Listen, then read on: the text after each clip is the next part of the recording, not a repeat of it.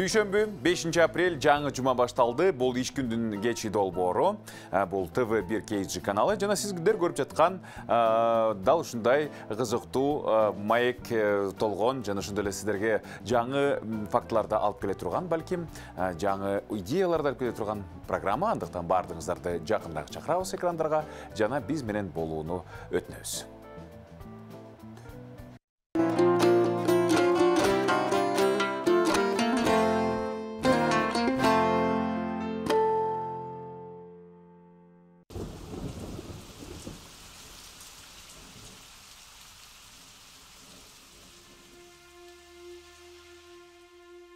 Бир нерсе менин тынчымды алат да. А ким билет? А балким апам өзү таштап кеткен болсочу. Нурайчы, деймес. Мен апамды сөзсүз табыш керек. Караның азар, мен ардайым. Карегин кайгы баспай, күлүп турсаң айдайым. Келетип сен кучак жайып, каражан канча жашка чыкса дагы балакайың. Энекем ай, таза аккан суудай, таң аткан нурдай. Эртеле кеч киреби берекем Замзамдан нуртам, сағынған улымдан, кейбе еч биремин. Меримиңе зар, апа кебай, жүрөгүм сага тартып, көзүм артып, жет албай. Кайын ыйлай, ыйлай, канча күн уктатпадым, уйкуларың мага арнай. Энекем ай, таза аккан суудай, таң аткан нурдай. Эртеле кеч киреби берекем Замзамдан нуртам, сагынган улумдан, кейбе эч биремин, кейбе эч биремин. Энекем ай, таза аккан суудай, таң аткан нурдай. Эртеле кеч киреби берекем Замзамдан нуртам, сагынган улумдан, кейбе эч биремин.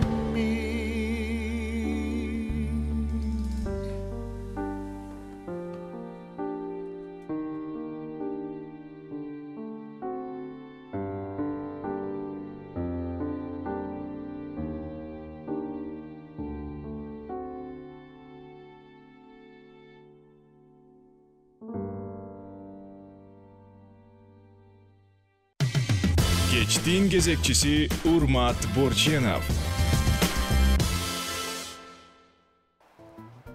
Программабыздын бүгүнкү темасы балдар үйүнүн тарбиялануучуларынын жашоо жолу деп аталат. Балдар үйүндөгү эми биздин мамлекетте албетте бардыгына көңүл бурулуусу абдан оор келет. Анан айрыкча балдар үйүндөгүлөргө дагы балдар үйүн бүтүрүп алып, анан кийин жашоодогу бардык маселелер менен бет келишкен инсандарга кандай жардам болушу мүмкүн, кандай мүмкүнчүлүктөр болушу мүмкүн, мына ушулар тууралуу биз бүгүн кеп кылалы деп чечтик. Сиздер дагы биздин маегибизге кошулсаңыздар болот. Урматтуу көрөрмандар, ал үчүн 0708 996 996 WhatsApp жана Telegram номерларыбыз. Ал эми бүгүн бизде мейманда Наш голос коомдук фондунун кызматкери Нургүл Исраилова жана ошондой эле ошол фонддун социалдык бүтүрүүчүсү Гүлниза Кенжекулова. Жалпы эле кош келипсиздер алгач биздин студиябызга. Эң эле чоң суроо ошол да бүтүрүүчү, балдар үйүнүн бүтүрүүчүсү. Сиздер эми балдар үйүнүн бүтүрүүчүлөрүнө анан кийин кыйын кырдаалда калган балдарга дагы жардам берет экенсиздер. Балдар үйүн бүтүрүп аткан инсанга, эми ал чоң эле киши да, кандай маселелер күтүп турат аны? Дароо эле чоң суроодон баштадык. Кандай көйгөйлөр менен бет келишет? Бул абдан чоң көйгөй да азыркы мезгилде. Бул канча жылдан бери көп биз сыяктуу коомдук уюмдар көтөрүп аткан суроолор да. Балдар үйүнөн чыккандан кийин балдар, эгер алардын кандай десем, туугандары болот, конечно, көбүнүн эле туугандары, бирок эмне биринчи суроо ошо да, эмне үчүн бала ошол балдар үйдө чоңойду? Значит, анын туугандары же башкалары ошо баланын өсүшүнө, чоңоюшуна салым кошкон жок да. Ал чыккандан кийин албетте каяка барышты, эмне кылышты, практически билбейт да. Анан көбү изилдөө жүргүзүлгөн, по-моему, USAID тарабынан бир 3-4 жыл мурун да. Азыр просто эмесин кайсы жыл экенин точно айта албайм. Бирок ошол изилдөө боюнча ошо көп жылдан бери жүргүзүлбөй, ошол жылы жүргүзүлгөн экен да. Балдар үйүнөн чыккан балдар, ошонун 40% ошо туура эмес жолго өтүп кетишет экен. 40%? 40%. Бул абдан чоң цифра да, абдан чоң. Дээрлик жарымы? Ошондой болуп атат да. Это криминалга, башка жака. Ал эмне себептен алар ошол жолго түшүп калышат? Анткени ошол мезгилде чыкканда профессиясы болбосо, жумушка эч ким албаса, жумушка дагы азыркыга чейин ушундай бир элдин арасында бир кандайдыр бир менимче баягы жаман нерсе бар да. Балдар үйүнөн чыккан балдарга баары бир адамдардын мамилеси башкача да. Эми бала күнөөлүү эмес да. Ошондой акыбалда калып, ошондой өскөн үчүн балада күнөө жок да. Бирок ошондой бир стигма бар. Балдар үйүнөн чыккан балдар алар урдашат, ар кандай сөздөр чыгышат да. Ошон үчүн жумушка алганда дагы абдан мындай акырын, осторожно эметишет да, көбү даже алгысы келбейт андай балдарды. Анан ошол балдар эмне кылат? Көбү ошондой жаман нерсеге барышып, ошол сферага өтүп кетишет. Көбү эптеп нан табуунун, жан багуунун айласын табышып, ар кандай жумуштарга эптеп орношушат. Көбүнчөсүн бул кара жумушта. Эми мамлекет таптакыр эле эметкен жок деп айта албайм. Анткени жанагы профессионалдык лицейлер барго, ошолорго өзүнчө азыр деле сакталып калса керек программа бар болчу да. Ошо балдар үйүнөн чыккан балдарга өзүнчө бир квота сыяктуу сан бөлүчү, ошо балдарды кабыл алышчу, аларга стипендия, профессия, жатакана, тамак ашы ошолор менен камсыздалчу. Азыр деле болуш керек ал. Бирок Кыргызстанда мисалы үчүн баягы орто эсеп менен 400дөн ашыгыраак, 500гө жакын балдар бүтөт да, бүтүп чыгышат ошо балдар үйүнөн. Эми ал лицейлер деле баардыгын антип камтай албайт да. Ар бир лицейде андай жок, ошо программа менен иштегендер жок. Анан мамлекеттин деле ошо мындай ошо баардыгына шарт түзүп бергенге, наверное, тоже мүмкүнчүлүктөрү жок. Ошон үчүн ошо балдар үйүндө жашап атканда, ошол мезгилде өзүнчө бир мындай атайын программа болуп, профориентация болобу, кесипчилик, даже элементарный баягы турмушта быт дейбиз го. Ошол оокатка дагы үйрөтө албай атпайбызбы? Гүлниза, сизге суроо. Сиз ошо балдар үйүнүн бүтүрүүчүсү катары эмне болгондо бала дагы жашоого көбүрөөк даяр болуп бүтүрмөк? Ошо Нургүл эженин айтканына эле кошулам. Ошо балдар үйүндө жашап жаткан учурда, мисалы, балдар үйүнүн 9-классты бүткөндө 14-15 жаштагылар же болбосо 17-18 жаштагылар 15 класс бүткөндө балдар үйүнөн чыгат да, анан Нургүл эже айтканда толук кандуу кошулам. Мисалы 9-8-9 класс уже 2 жылда бүтүп атканда бир кандай бир профессияга эле уже эме чыкканга чейин бир профессияны үйрөтүп койсо, мисалы повар болобу, парикмахер, электрик болобу, ошол учурда үйрөтүп койсо профлицейлерди. Анда кандайдыр бир ошо чыккандан кийин мен могу эмем бар, документим бар, ошо менен бир жакка кирип иштесем болот деп ошонтип өзгөрсө болмок. Ошол жагынан жакшы колдоо кетмек балдар үйүндө жашап жаткандарга. Анан тоже толук кошулам. Адамдарды мен мисалы быйыл уже 3-курсту бүтөм да. Кара Балтада пищевой техникумда. Бирок биздин биз келген учурда ушу наш голоско где-то бир 15тен ашык бир поток келгенбиз да. Баткенден, Орловкадан, анан Көлдөн болуп, анан ар кайсы жактан келгендер балдардан чыкканда эч кимге ишенишим жок. Кээ бир кыздарыбыз, биз кыздар өзүнчө жашайбыз, балдар өзүнчө, анан жаңы келгенде адам мындай өзүн өзү сүйүү, өзүн өзүн урматтоо, сыйлоо деген жок да. Ушундай бизде болгон кыздар. Ал кыздарды азыр карасаң, ошо адистердин иштешүүсү менен, ушундай биздин соцработниктердин иштешүүсү менен алар башкача болуп өзгөрдү да. Мисалы, мага боло берет, жаман нерсе эле мага боло берет, мен ушуга жаралгам. Же болбосо биз баары суктап атканда башка комнатага барып, лестницага отуруп ыйлаган, бүтүп келген эле бала. Ал еще 15-14 жаштагы эмес, 18-19 жаштагы кыздар болгон да, ушинтип отуруп, мага боло берет экен деп ыйлап, мындай баарынан тажап, кандай десем, колдоо жок, аркамда киши жок деп ушу жаңы чыккандачы.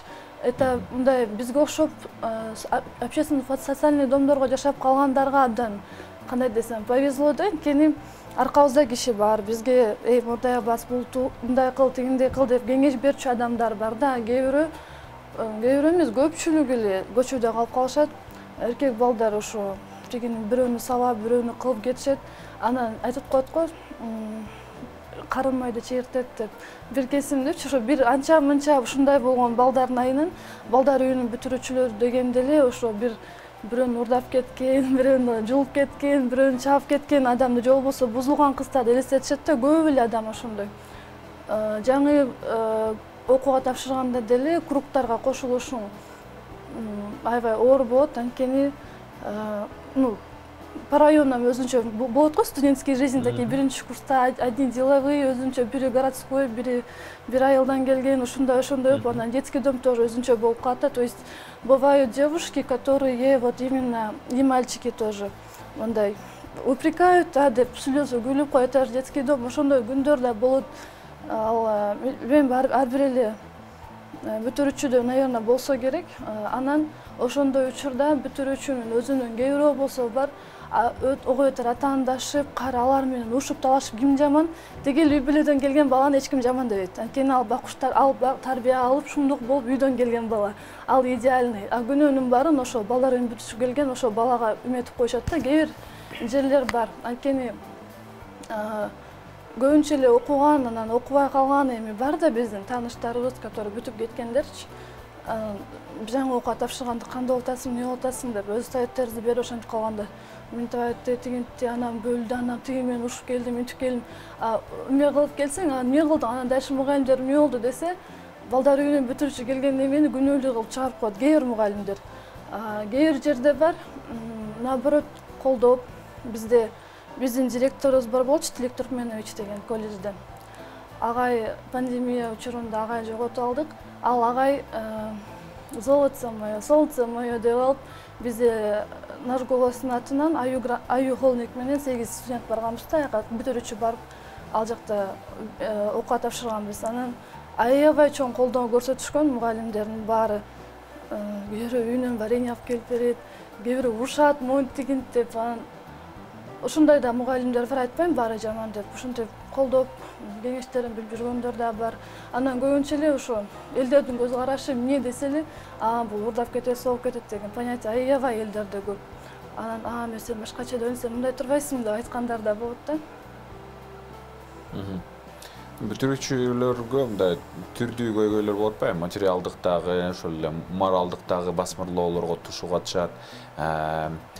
Кандай даярдыктан өтүшү керек? Мындай идеалдуу түрдө азыркы агрессия толгон, таарыныч толгон коомго аралаштыруу үчүн бүтүрүүчү. Эмне жетишпейт? Биринчи рет ушу айтып атпаймынбы, булар элементарный баягы турмушка даяр эмес да. Бүт коомдук да. Ну, особенно частный детский домдордо балдар үйлөрүндө кичине башкача да. Алар подсобный хозяйство болсо, башка болсо, балдар ушу аралашып, турмушка более-менее даяр келишет да, көбүрөөк даяр болушат. Ал эми мамлекеттик балдар үйүндө биринчиден аякта балдар көбүрөөк болот, саны менен. Анан көп нерсеге азыр көп нерседен кичине калып калбадыкпы? Балдар үйлөрүнө баягы материалдык базасы деле мурункудан начарлап калды да, чынын айткандачы. Эгер ошол балдар үйүндө жанагындай подсобный хозяйство болсо, же өзү ошол система башкача болгондо, интернаттык эмес, кандай десем, баягы үй бүлө катары, да, бир туугандар өзүнчө бир, мисалы үчүн, даже бир комнатада болобу. Алар баягы бир эме деле балдар үйүндө турушат, бирок жатаканасы, окуусу башкада. Бир тууган болсо делечи, баягы эмесине жараша, жашына жараша. Ошондой система өзгөрсө, анан кээде дагы өзүбүз бузуп коебуз да. Мисалы үчүн жанагындай подсобный хозяйстволун балдарды аралаштырганда, жаш балдардын эмгегин эксплуатация деп кайра тескери кылып алып чыгабыз да. Мисалы үчүн үйдө жашаган бала ошол эле оокат жасайт, ошол эле үйдү жыйнайт, мисалы үчүн ошол эле малды карашат, ал эксплуатацияга кирбейби? Эгер мындайынан карасак, ал деле эксплуатация. Бирок ал биз эмне катарыга алабыз? Бул тарбия дейбиз, туурабы? Биз балдарды тарбиялап атабыз, жумушка даяр турмушка даярдап атабыз депчи. Ошондой, ошол сыяктуу нерселерди киргизсе, биринчиден жанагындай подсобный хозяйство ошол жашап аткан балдардын эле өзүлөрүнө тамак аш камсыздоо, сүт болобу, эт болобу, таза да, экологиялык жакты да карашыбыз керек. Өзүн камсыздоо жакшы болот эле, ошо базаларды усиливать этип күчөтсө жакшы. Экинчиден, ошо балдар аралашса ошого турмушка дагы даяр болот да. Кухняда болобу, башкада болобу, ошо жанагындай окутууларды көбүрөөк кылып, кыздарды, балдарды баягы дежурство сыяктуу кылып. Мисалы үчүн Японияда мектепте техничкалар болбойт экен да. Кадимки эле мектепте. Эмне себептен? Алар айтып атат, бала үйрөнүш керек, өзүнүн аркасынан жыйнап, тазалап, көнүш керек деп. Бизде балдар үйүндө техничкалар бар. Кээде бала чайды, ну-ка завари чай деп, чай жасачы деп метсең, чай каяктан келгенин билбейт да. Анткени балдар үйүндө ал келди, столовыйга кирди, тамагын койду. Чай ушундай болот экен деп эле бир жактан коюп, ал деген өзүнчө чай болот экен, аны салып, кайнак суу менен заваривать этип ичти билишпейт да. Даже ошого чейин болот ошондой балдарчы. Даяр оокатка көнүп калган. Даяр оокатка көнүп калган. Анан, конечно, анын баары бизге келгенде, жанагындай социалдык үйгө келгенде, анын баарын үйрөнүп башташат. Биринчи жылы абдан кыйын. Балдардын өзлөрүнө да кыйын, бизге дагы ошо балдарды ушу турмуштук нерселерди үйрөтүш керек да. Элементарный туура шыпырып, чаңды сүрткөнгө чейин да. Ошондон баштайбыз да. Андан кийин баягы адаптация болуп, турмушту көрүп, үйрөнө баштагандан кийин анан ориентация башталат. Профориентация. Сен эмне жакшы көрөсүң, ким болгуң келет, эмне жасаганыңды жакшы көрөсүң, кандай болсоң, турмушуңду өзүң кандай көрөсүң. Параллельно жанагындай тренингтерди ар кандай өтөбүз да. Жакында эле кыздар бүтүштү, сертификат алышты. Крепкая семья. Ошол тренинг тууралуу рекламалык түрмөктөн кийин айтып бериңиз. Азыр болсо берүүбүздүн баш өнөктөшү Имарат Прогресс курулуш компаниясы экенин эсиңиздерге салып өтөлү. Компания учурда курулуп жаткан Алтын булак Лайф, Астория жана Гранвилл үйлөрүнүн жашоочусу болууга баарыңыздарды чакырат.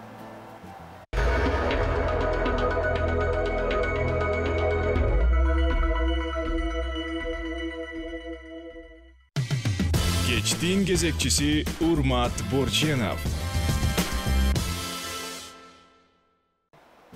Бүгүн биз балдар үйүнүн тарбиялануучуларынын тагдыры тууралуу кеп кылып атабыз. Алар кандай көйгөйлөр менен беткелешет, ал көйгөйлөрдү кантип жеңсе болот, кыскасы мына ушулар тууралуу сиздер дагы биздин маегибизге кошулсаңыздар болот. Экрандагы номерлерге WhatsApp жана Telegramга жазыңыздар. Ал эми бизде мейманда Наш голос коомдук фондунун кызматкери Нургүл Исраилова жана ошондой эле ушул коомдук фонддун социалдык бүтүрүүчүсү Гүлниза Кенжекулова. Жогоруда ушул фонд тарабынан атайын бир жакшы курстар болду эле, анан Гүлниза ошолорду жакшы ийгиликтүү жыйынтыктады деп айтып аттыңыздар эле. Кандай мүмкүнчүлүктөр бар? Эмне болгон курстар, ошолор тууралуу дагы айтып берсеңиздер. Крепкая семья, хранительница очага деген курсту жаңы эле бүттүк. 31 мартка чейин окудук. Ал жакта биз үй бүлөгө даярдык кыздарга. Ошол эшиктен кыргыздын салттары сабагы болду. Бизде урум-кан эже өтүп, кантип чай куюп бериш керек, кантип эшикке чыгыш керек, кантип кириш керек, кантип отуруп, кантип сүйлөш керектен баштап, анан адвокат эжелерибиз болду. Үй бүлөдө укуктар, үй бүлөлүк укуктар жөнүндө толук маалымат беришти. Гинеколог эжебиз болду, тоже кыздарга керектүү өзүнүн кеңештерин айтып кетти. Повар кулинардан берген Женя деген агайыбыз болду. Ал болсо тамак тили жазаганды үйрөтпөстөн жыйнаганды кошо үйрөттү.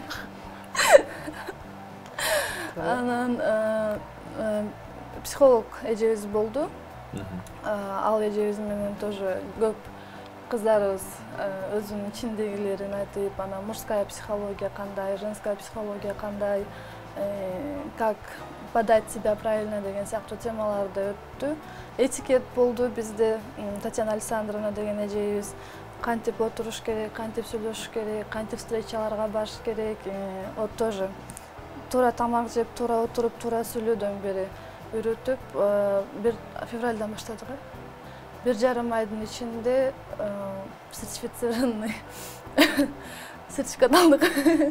Готовый гелиндер болду, да? Вот так күлөбүз да, ошентип айтабыз. Готовый гелиндер, сертифицированный гелиндер. Ал сертификат менен калың көрүп төлөнүш керек болуп калат го, Ооба, айтып койдук, эмеге салып койдук файлдарга.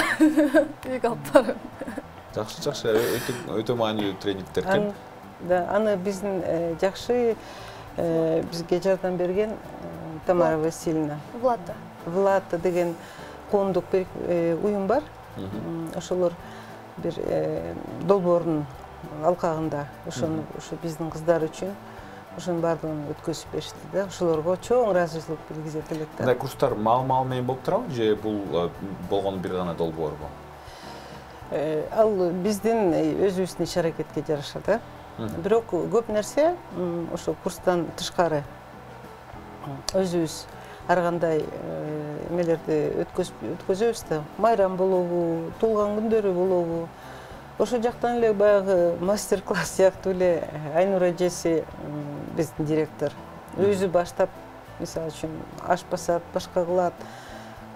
Ошондой нерселерди биз кыздар менен чогуу кылабыз. Ошол жерден деле баягы күнүмдүк окуулар өтө берет да.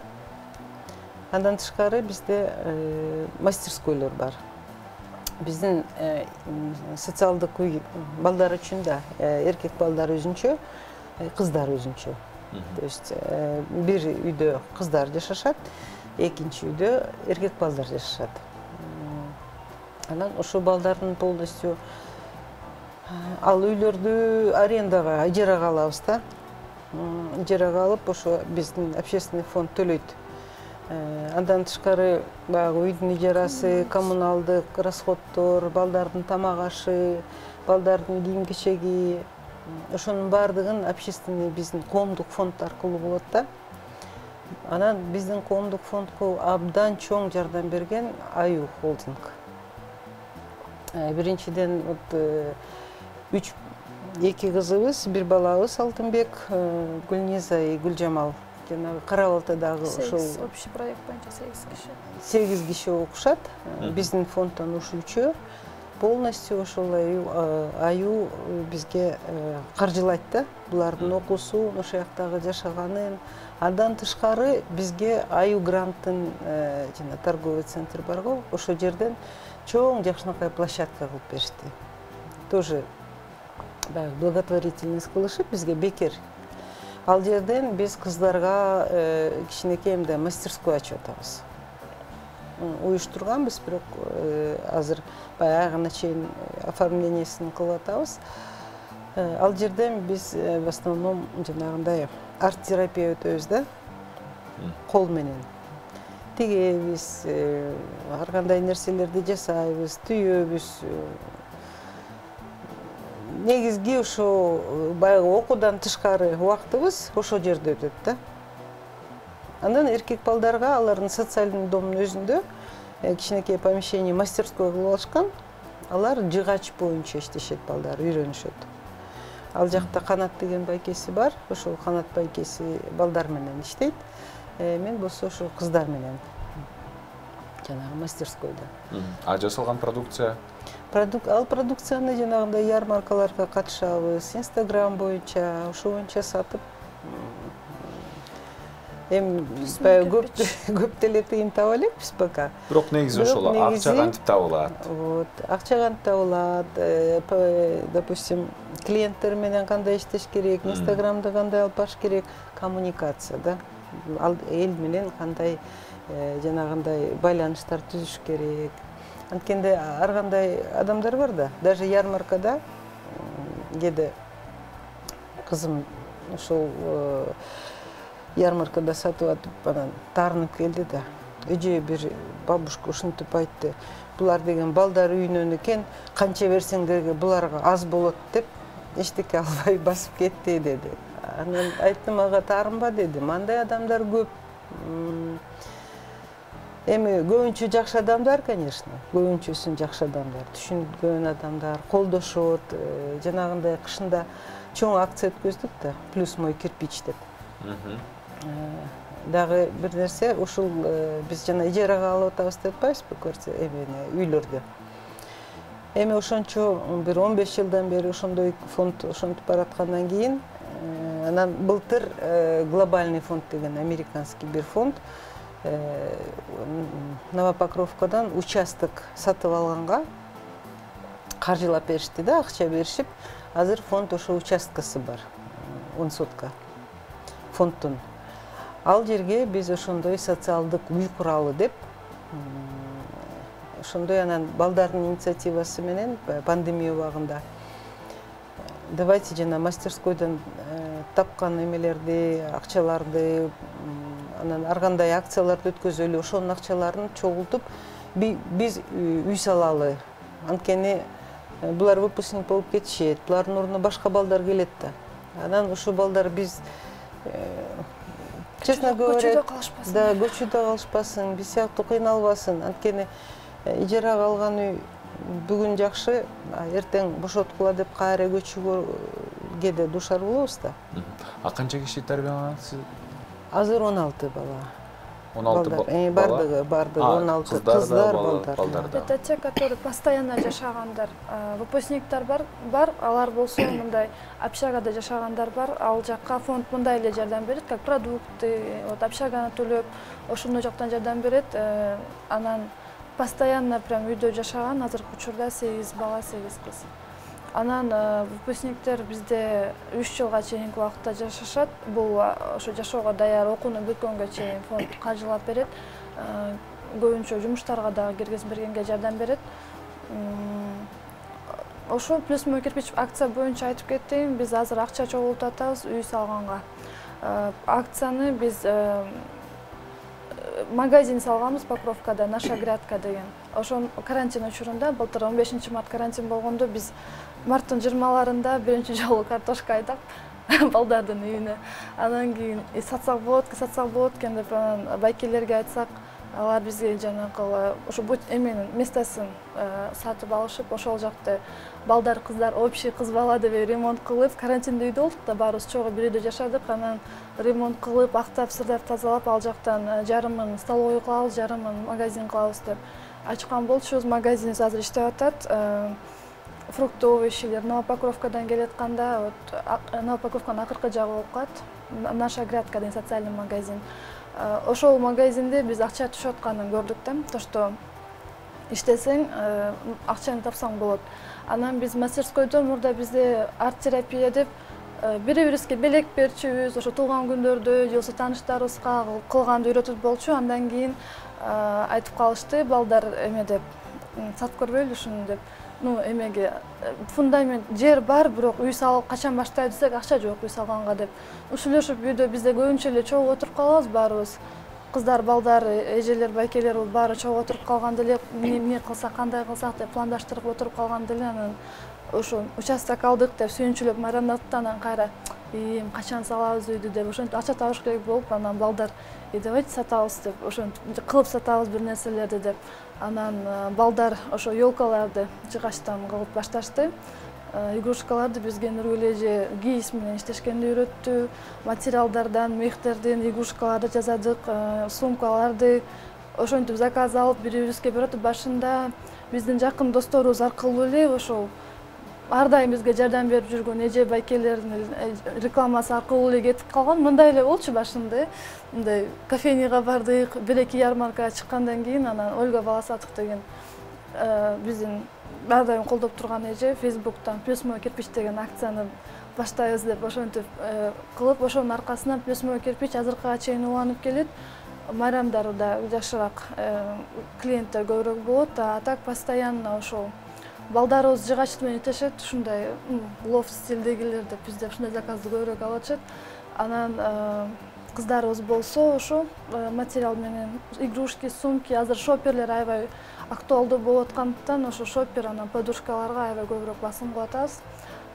Элдер абдан колдоп кетип атышат, кээ бирөө албаса дагы вот Инстаграмдан репост кылышып, жазып, биз жөнүндө айтышып, анан бир досун эчиткелүү өзү албаса да ошондой абдан учурдан пайдаланып бизди колдоп, биздин кандай десем, акцияларга катышып, Инстаграмдан бизди реклама кылып, любой жактан даже мындай деле, ушундай балдар бар экен, ушулардан алыш керек экен депчи.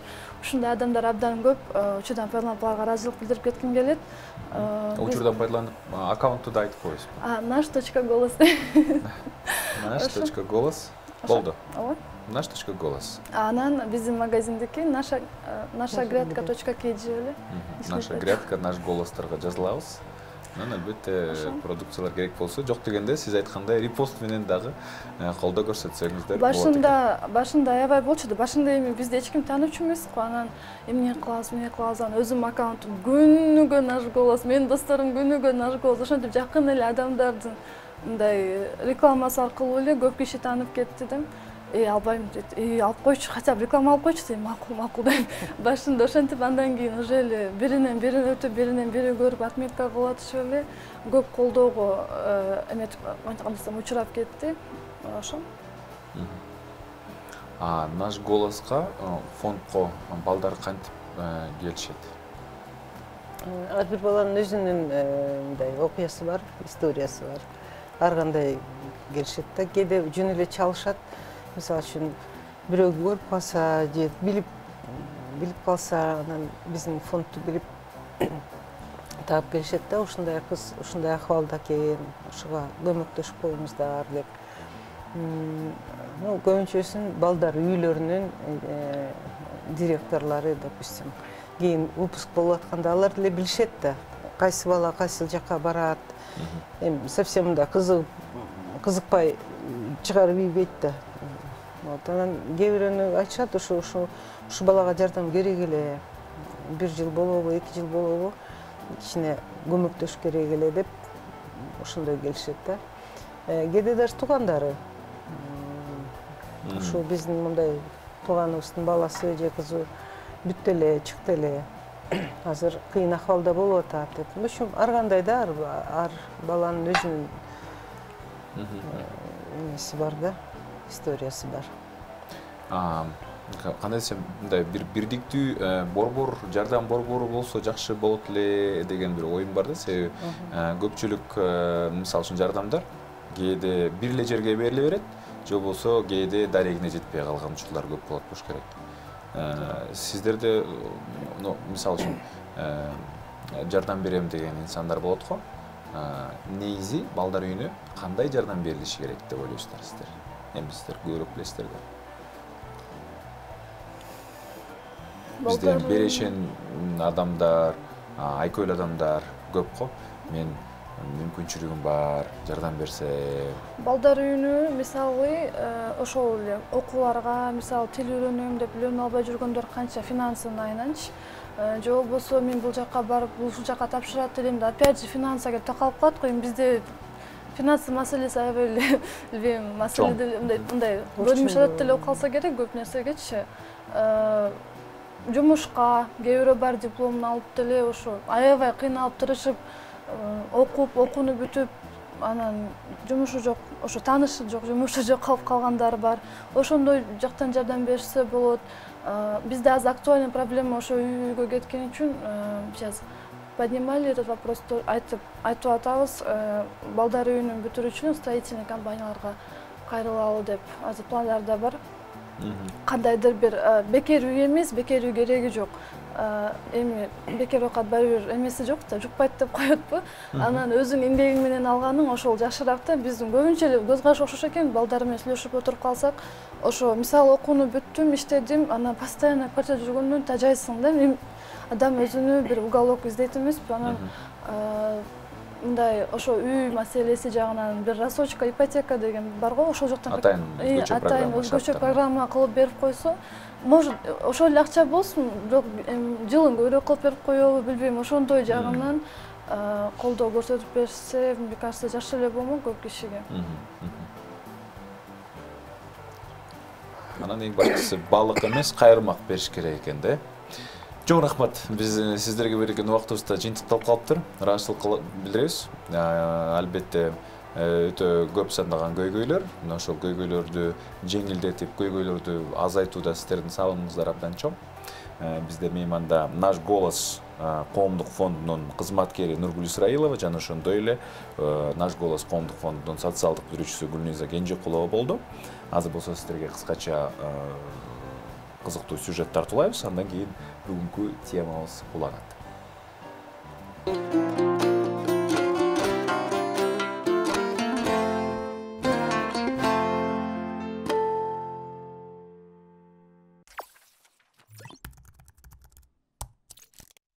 Жакшы болгон бир окуяны эстегиле.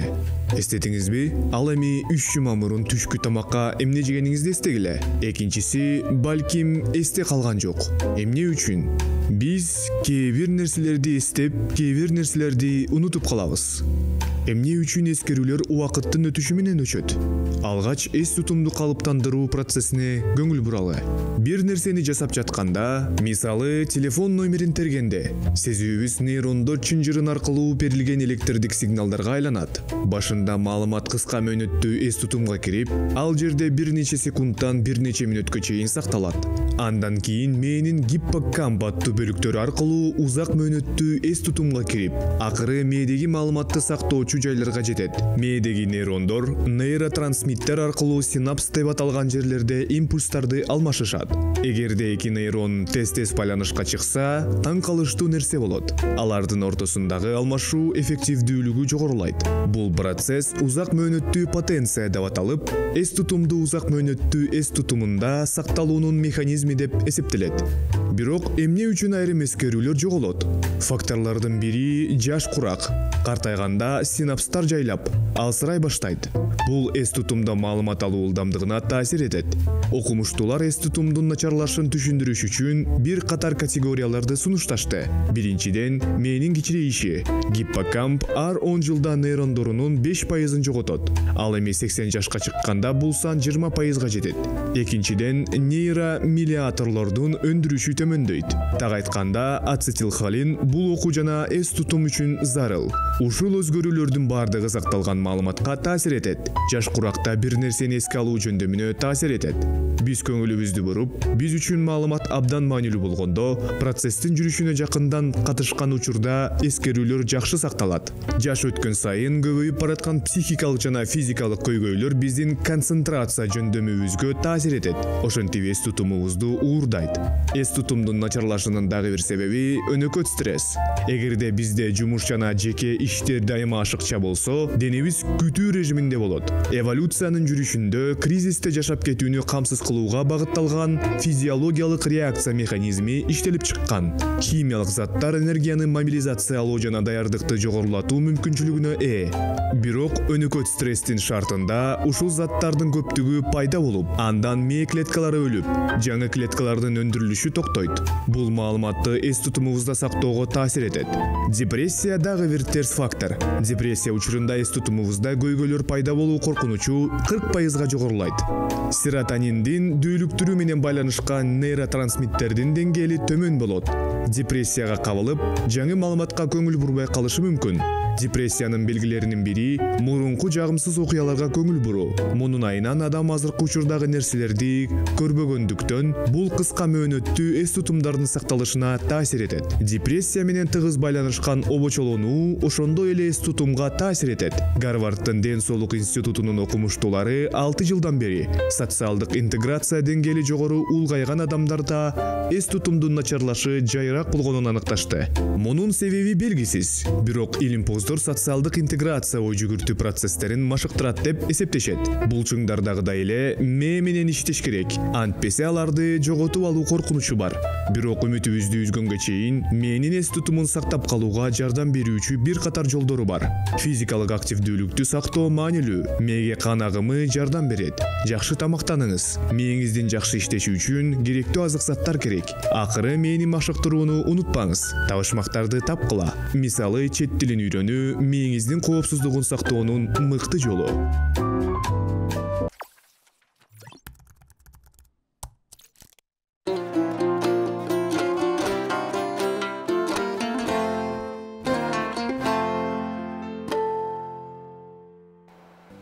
Темабыз бүгүнкү иш күнүн кечи долбоорунда балдар үйүнүн тарбиялануучулардын, балдар үйүнүн бүтүрүүчүлөрүнүн тагдыры тууралуу кеп кылып атабыз. Бизде мейманда Аха Кейджи компаниясынын коуч-тренери, психолог Сейил Калдыбаева. Кош келипсиз. Рахмат, саламатсызбы? Абдан кубанычтабыз. Мына жогоруда биздин балдар үйүнүн бүтүрүүчүсү дагы балдар үйү менен иштешкен коомдук фонддун дагы өкүлдөрү келип бизге көп нерселерди айтып берди. Анан кийин көп учурда албетте балдар бул мындай моралдык паспорлоого тушуушат деген мындай бир чоң көйгөйдү айтып өтүштү. Но ошол нерсеге кантип жооп бериш керек, кандай реакция кылыш керек, себептегене чындап өтө мындай таарына тургандай, өтө капа кыла тургандай, кээде таптакыр жашагың келбей тургандай сөздөрдү айтып калышат экен адамдар. Мындай стресске түртө турган сөздөргө кантип туруштук бериш керек? Балдарбы? Балдар үйүндөгү? Балдар үйүнүн бүтүрүүчүсү. Чыккандан кийин, детдомовскийсиң, анан мындайсың, тигиндейсиң, эми коомдо түрдүү пикирлер бар, кээ бир пикирлер албетте мээрим менен, түшүнүү менен кабыл алат. Ал эми кээ бир пикирлер болсо, агрессия менен бөлүп, стигма кылып, ошол стигма кылып аткан бүтүрүүчү мисалы кантип өзүнө алып жүрүш керек жана стресске кантип туруштук бериш керек? Аябай оор суроо, жөнөкөй эмес суроо, анткени чындыгында бул жашоодо жакшынакай үй бүлөдө чоңойгон балдар кээде стресске туруштук бербей калышат, же болбосо коом тарабынан айтылган ар кандай аттарга же ар кандай бөлүп жарууларга туруштук бере албай калган учурлар болуп атат да. Анан балдар үйүндө тарбияланган балдарга кадимки үй бүлөдө тарбияланган балдарга караганда көп эсе оорураак деп айтсам жаңылышпайм. Себеби алар кичине кезинен эле түртүлүп калышкан, кичине кезинен эле кабыл алынбай калышкан. Анан ар бир адамдын жан дүйнөсүндө биздин көзүбүзгө көрүнбөгөн бир сүйүү чөйчөгү бар да. Ал нерсени ата эне толтурат учурунда, андан кийин ата энеден кийин жубайың толтурат дегендей. Анан балалуу кыскасы бул жашоодо биз бири-бирибиздин көңүл буруубузга, бири-бирибиздин кам көрүүбүзгө, бири-бирибиздин сүйүүбүзгө айтор муктажбыз. Бирок тилекке каршы балдар үйүндөгү балдарга ал жакта иштеп аткан кызматчылар албетте көңүл бурганга аракет кылышат, бирок алар аз, балдар көп дегендей. Анан албетте арасынан бир балдарга арналган, ушунчалык сүйүүсүн арнаган өзгөчө бир инсандар чыгаттыр, бирок көптөрүн ойлойм өтө оор болсо керек ал жакта деги эле иш алып барган моралдык жактан да, психологиялык жактан дагы деп. Жанан көп балдардын бир жан дүйнөсү бош, эч кимге кереги жок, бул жашоодо бир адашып калгандай, кокустан эле төрөлүп калгандай, анан ата энеси тарабынан кабыл алынбай калгандай чоңоюп келатса эле, анан балдар үйүн бүтүп коомго чыкса, ал жакта да кабыл алуу жок, ал жакта дагы басынтуулар, ал жакта дагы балким ал элестеткендей болбой калат да, анан көптөрдүн тагдыры талкаланып калууда да. Анан бул учурда эми колдон келсе албетте бул нерсе мүмкүнбү, мүмкүн эмеспи билбейм. Бизде психологдор бар, иштеп атышат, бирок менимче бардык балдарга жетиштүү психологдор барбы айтыш кыйын. Анын үстүндө балдардын дагы психологко кайрылууга канчалык деңгээлде мүмкүнчүлүгү бар. Мисалы психологдор кадимки эле үй бүлөдө чоңойгон балдар менен иштеш үчүн жок дегенде эле 5-6 сессия керек болот да. Ал эми балдар үйүндө чоңойгон балдар менен иштеш үчүн жок дегенде ал жакты бүткөндөн кийин эң сонуну 1-2 жыл бир коуч дейбизби же психологдун коштоосунда дайым жок дегенде эле 1 айда бир келип ичиндеги жан дүйнөсүн төгүп, мен ушундай четке кагылууга туш болдум, ушундай стресс болуп атам, менде ушундай жаман ойлор болуп атат деп. Анткени ал жакта чоңоюп атканда сөзсүз түрдө баланын өзүнүн бир жашоо стили калыптанып калган болот да. Негизи эле бала тарбиялап атканда биз бир нерсени эске алышыбыз керек. 6 жашка чейин баланын пайдубалы курулат. 6 жашка чейин баланын көмүскө сезиминде, аң сезиминде, сознание, подсознаниясында, орусча айтканда ошол жерде өзү жөнүндө ар кандай ынанымдар, убеждениялар, ар кандай ишенимдер, өзү жөнүндө ар кандай түшүнүктөр калыптанат да. Муну сырттан мисалы мугалимдер, ата энелер калыптандырабыз. Балдар үйүндө чоңойгон балдар мен ишенип турам, тилекке каршы жылуу сөзгө караганда көбүрөөк критиканы, көбүрөөк четке кагуулууну уккан болуш керек да. Анан ошол нерсе биздин көмүскө сезими, балдардын көмүскө сезиминде жашайт дагы, ошол ынанымдар анан өмүр бою коштоп келет. Андай чектеген, жалган, адамды артка тарткан, кээде жашоонун кызыгын кетирген жалган ынанымдарды жок кылыш үчүн психологдун айбагандай чоң жардамы керек да. Буга бир нече сессия керек. Ошол туура эмес ынанымды позитивдүү туура ынанымга алмаштырууга бул кадимкидей ар кандай терапиялар керек, техникалар керек дегендейчи. Анан эми билбейм бүгүнкү күндө бул канчалык деңгээлде мүмкүн, канчалык деңгээлде алар психологко кайрыла алышат жана психологдор канчалык деңгээлде ыктыярчы болуп аларга жардам бергенге даяр, же болбосо ошол дал психологдор менен иштешүү боюнча долбоорлор канчалык деңгээлде жазылып атат билбейм, бирок менин жеке практикамда психолог катары ушундай балдар үйүндө чоңойгон балдарга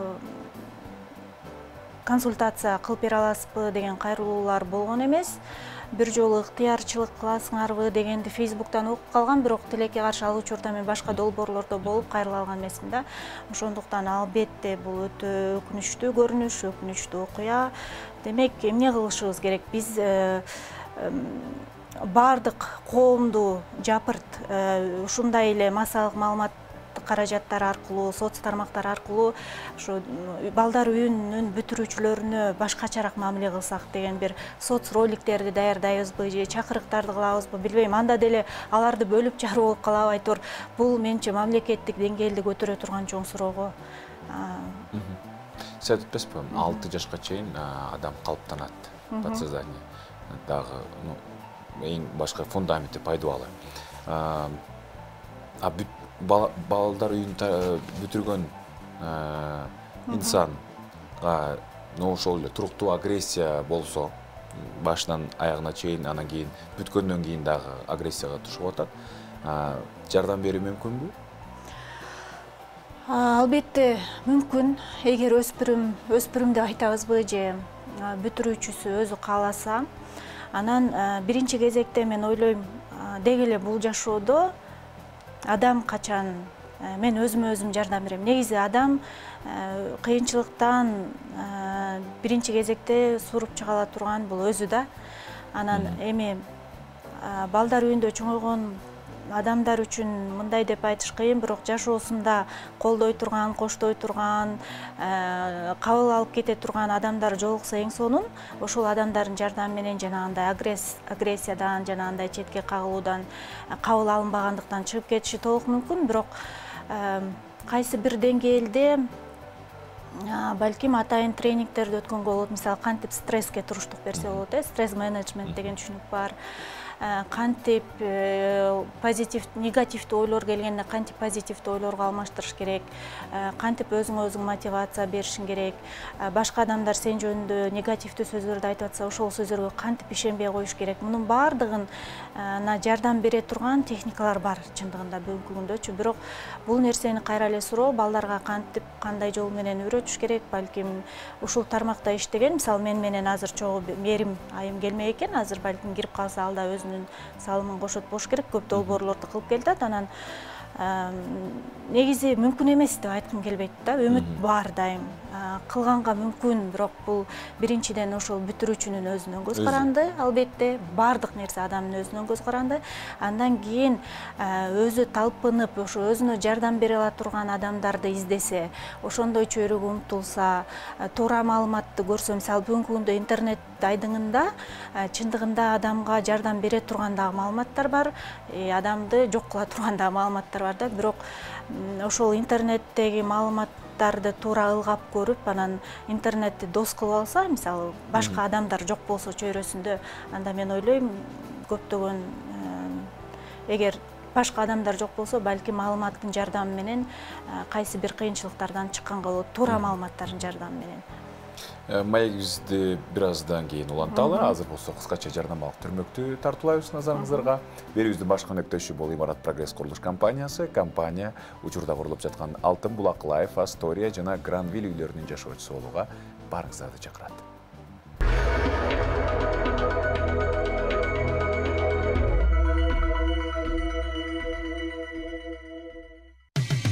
Кечтин кезекчиси Урмат Борченов. Программабызды улантабыз. Бүгүнкү тема балдар үйүнүн бүтүрүүчүлөрүнүн тагдыры. Бизге Оазис коомдук фондунун директору Мерим Осмоналиева келип кошулду. Жана ошондой эле АХА KG коуч тренери, психолог Сейил Калдыбаева бар.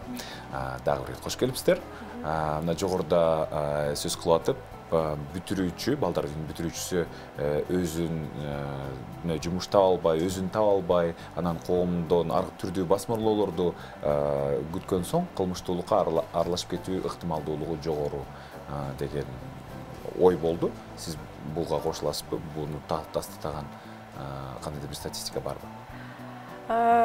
Статистика, мындай так статистика кандай, мындай ата-энеси жок балдар статистикасы жок, официалдуу жок. Бирок биз өзүнчө бир изилдөө жасаганбыз, орган пробация менен. Ошондо биз изилдөөнүн негизинде биз болсо мисалы 90% ошол ата-энеси жок калган балдар бул кылмышкерге барат, ошо кылмышкерликке барган балдардын ичинде 90% бул ата-энеси жок балдар же мигранттардын балдары. Ушундай статистика менен далилдеп алам. Негизи сиздин оюңуз боюнча сиз абдан балдар үйдө ошол балдар менен көп иштешесиз. Балдар үйүнүн бүтүрүүчүсүнүн башкы көйгөйү эмне? Алардын көйгөйлөрү негизи абдан көп. Эң биринчиси бул жумуштугу жок. Бирок алар болсо мындай независимый жашоого даяр эмес да. Мындай жизненный навыктары жок. Мисалы, мындай үй бүлөдөн чыккан балдар өзүн өзү батталып кетет, анткени коммуникациясы, мындай психологиялык жакта аябай туруктуу да. Биздин ошо балдар үйүнүн бүтүрүүчүлөрү алар психологиялык жакта, менталдуу жакта туруктуу эмес. Ошондуктан жумуш берген адамдар менен көп конфликт болот.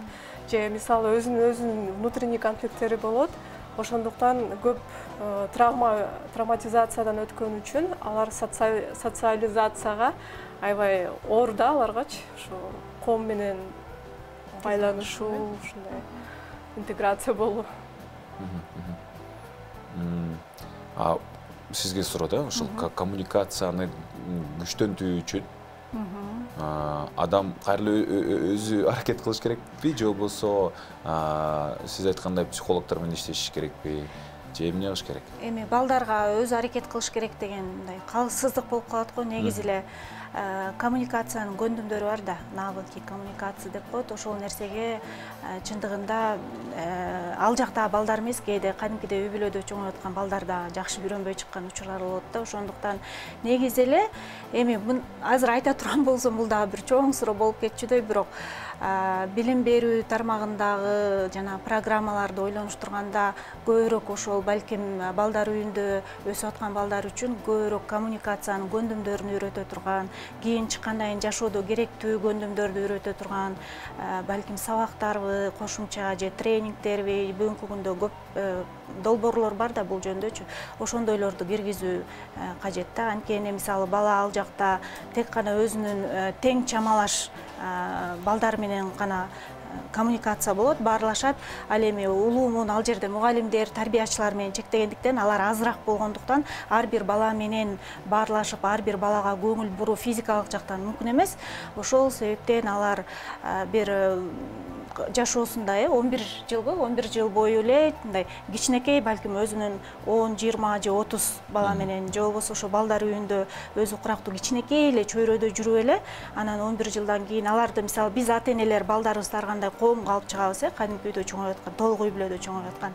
Алар аралашат дегенде, тиги балдар көбүнчө эле кичинекей имараттын ичинде кичинекей чөйрөдө жүрө берип, ошо Мээрим айым айткандай кийин кыйналып калышат. Ошондуктан билбейм, бул нерсени сунуш кылыш керек го деп атам да. Мисалы психологдор барып ушул темаларды өтүп берсе, мисалы аябай сонун болмок да. Кандай? Да, кошумчалап кетейин. Эң негизги маселе бул алар 15-16 жашта эле чыгып атат да. Алар биз 30га жашаганча ата энени карап жашайбыз го. Мисалы 30га чыкканга чейин же 40га чыкканга чейин азыркы экономикалык байланыш үчүн биз улам сайын ата энебизди карайбыз, мисалычы. А бул балдар 15-16 жашта эле чыгышат да. Ошондо булар але балдар, мисалычы 18-те чыгышпайт, көптөрү 15-16 жашта чыгышат. Анан ошол мындай независимый жашоого келгенде аябай сынышат да. Сынып калышат, көптөр мындай же кылмышкерге барат, кээ мындай психологиялык жакта аябай маселелер көп болот. Кээ мындай адам сатуу деген маселе көп болуп атпайбы, ошондой тармакка түшүп калат. Ушундай кээ мисалы аябай раннее замужество деп коет, эрте нике куруп калышат да. Анан кыз 17 жашта төрөгөндөн кийин ал ошол эле баласын кайра балдар үйүнө берип коюшат да. Көптөрүчү биз ошол менен иштейбиз. Мындай порочный круг болуп калып атат да. Жылына 300-400 бүтүрүүчү чыгат экен. Анан кийин ал адамдарга, ал балдарга кандай жардамдар көрсөтүлөт? Сиздер фондуңар эмне иш кыласыздар? Мындай биз изилдегенбиз да, Кыргызстанда 138 балдар үйүмү бар. Көбү бул мамлекеттик да, анан жекелер бар. Мамлекеттик жактан мындай госсоцзаказдан министерство мындай көөрлөргө мындай НКОлорго акча берип турат да, мындай проекттерди жазап. Бирок ошол акча, каражат 20%-ына эле тиет да. 80% балдар үйүнүн бүтүрүүчүлөрү азыркыга чейин мындай колдоосуз да, каражаты жок, колдоосуз.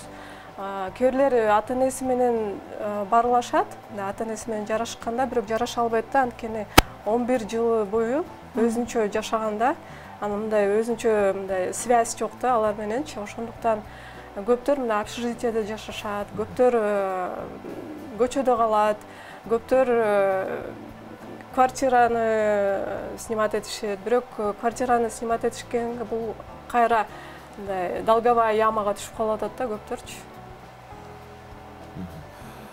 Сиз жана жогоруда айтпаңызбы эми кайрыле балдар үйүнүн бүтүрүүчүсү кайра балдар үйүнө баласын алып келип калышы дагы мүмкүн депчи. Бул нерсе болбош үчүн атайын балдарды үй бүлө куруу жаатында өнүктүрүү, сабак берүү барбы? Каралганбы же мындай долбоорлор барбы? 2014-жылы мындай каршы чыкканда Конч ушундай репродуктивный здоровье, половое воспитание сабактарды токтотуш керек, ал бул уят депчи.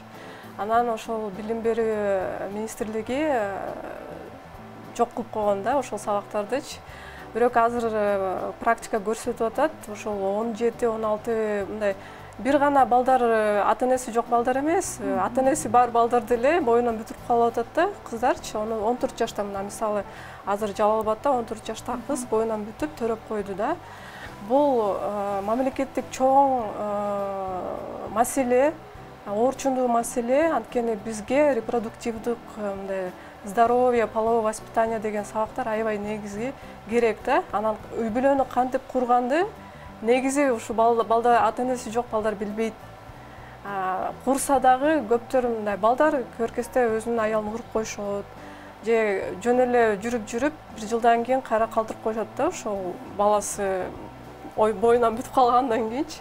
Ошондуктан мына мен азыр кыздар менен иштеп атам. Алар 17-16 жаштагы кыздар төрөп койгон. Бир жылдан кийин кайра ажырашып атат да.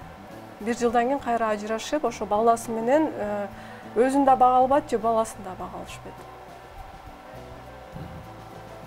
Жыныстык тарбия сөз керек. Сөзсүз керек. Сөз. Негизи эле жыныстык тарбия ал жактагы балдар эмес, керек болсо кадимки эле толук үй бүлөдө чоңоюп аткан балдарга жыныстык тарбия берилбей эле деп айтсак болот да. Бул нерсени уят катары же болбосо суроо берсе, мен өзүм радиолордун биринде бир программаны алып барам, анан бала каяктан жаралат деген уктуруу даярдап, атайын Блиц маек алган көчөгө чыктым эле да. Анан сиз балаңызга бала каяктан жаралат деп сураганда эмне деп жооп бердиңиз эле десем, көптөр мен сураган, аябай көп адамдардан сураган, бирок көптөр өзү эле билип алат да, айтып эмне кереги бар, 18ге чыкканда өзү билип алат деп жооп беришкен да. Анан ошондуктан бул өтө өкүнүчтүү, анткени эмне үчүн кадимкидей эле медициналык энциклопедияны алып алып, ошол жерде ар бир органды өзүнүн аты менен эле атап, мына бул мындай деп аталат, ошол жерде бала мындайча жаралат, анан эркек менен аялдын мамилесинен жаралат деген сыяктуу нерселерди мындай уят катары эмес, кадимки билим катары бергенге болбосун. Же болбосо эң сонун видеолор бар, эң сонун энциклопедиялар бар. Мунун баардыгын өкүнүчтүү, мен бул нерсени билген эмесмин, бирок бул сабактарды алып салган аябай өкүнүчтүү.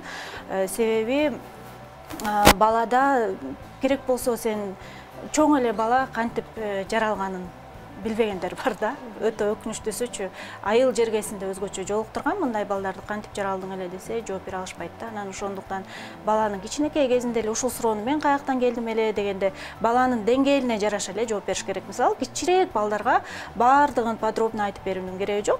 Кичинекей балдарга мисалы мен дайыма кеңеш берем жаш апаларга, мен ичимде кичинекей бөлмө бар. Ошол бөлмөдө сен жаралгансың, анан аякта сен 9 ай чоңоюп, анан тыкылдатканда доктурлар алып чыгып беришкен деген сыяктуу. Бул эми кичирээк баланын деңгээли. Андан кийин өспүрүм балага такыр башкача деңгээлде. Өспүрүм балага кадимкидей эле энциклопедияны ачып алып эле, мына бул аялдын бул органы, бул эркектин бул органы. Анан эркек менен аялдын уруу кошулганда ушундай сонун бала жаралат. Анан ал 9 ай ичте чоңойгондо ушундай болуп сыртка чыгат деген сыяктуу. Бул мунун эмнеси уят да. Ошол себептен бул өтө олуттуу суроо. Анткени мен азыр угуп алып чындыгында аябай мындай жүрөгүм ооруп чыкты.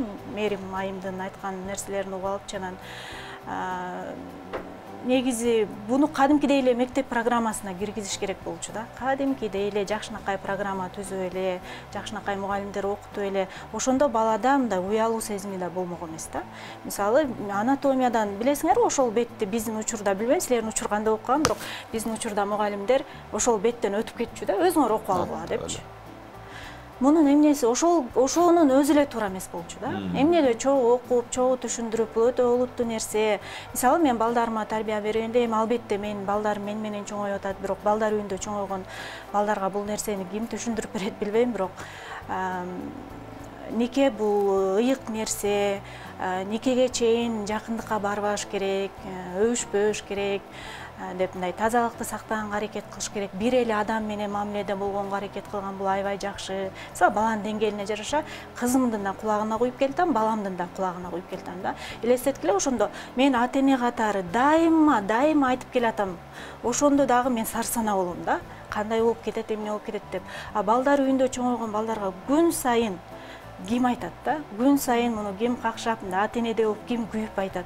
Жок дегенде программага киргизип мугалимдер өтсө аябай сонун болмок да. Аларга көргөзмө өткөрөбүз, бирок бул балдарга сүйүү жетишпейт да.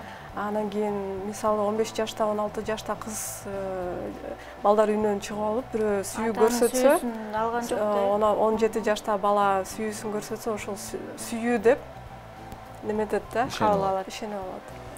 Ооба, өзгөчө кыз балдарга атанын сүйүүсү аябай чоң роль ойнойт да. Мисалы мен жолдошумда эми айтам, кызыңа көңүл бур, сулуусуң деп айт, көйрөк кучакта депчи. Анан чын эле мээрим айткандай алар чыгат дагы биринчи эле сулуусуң.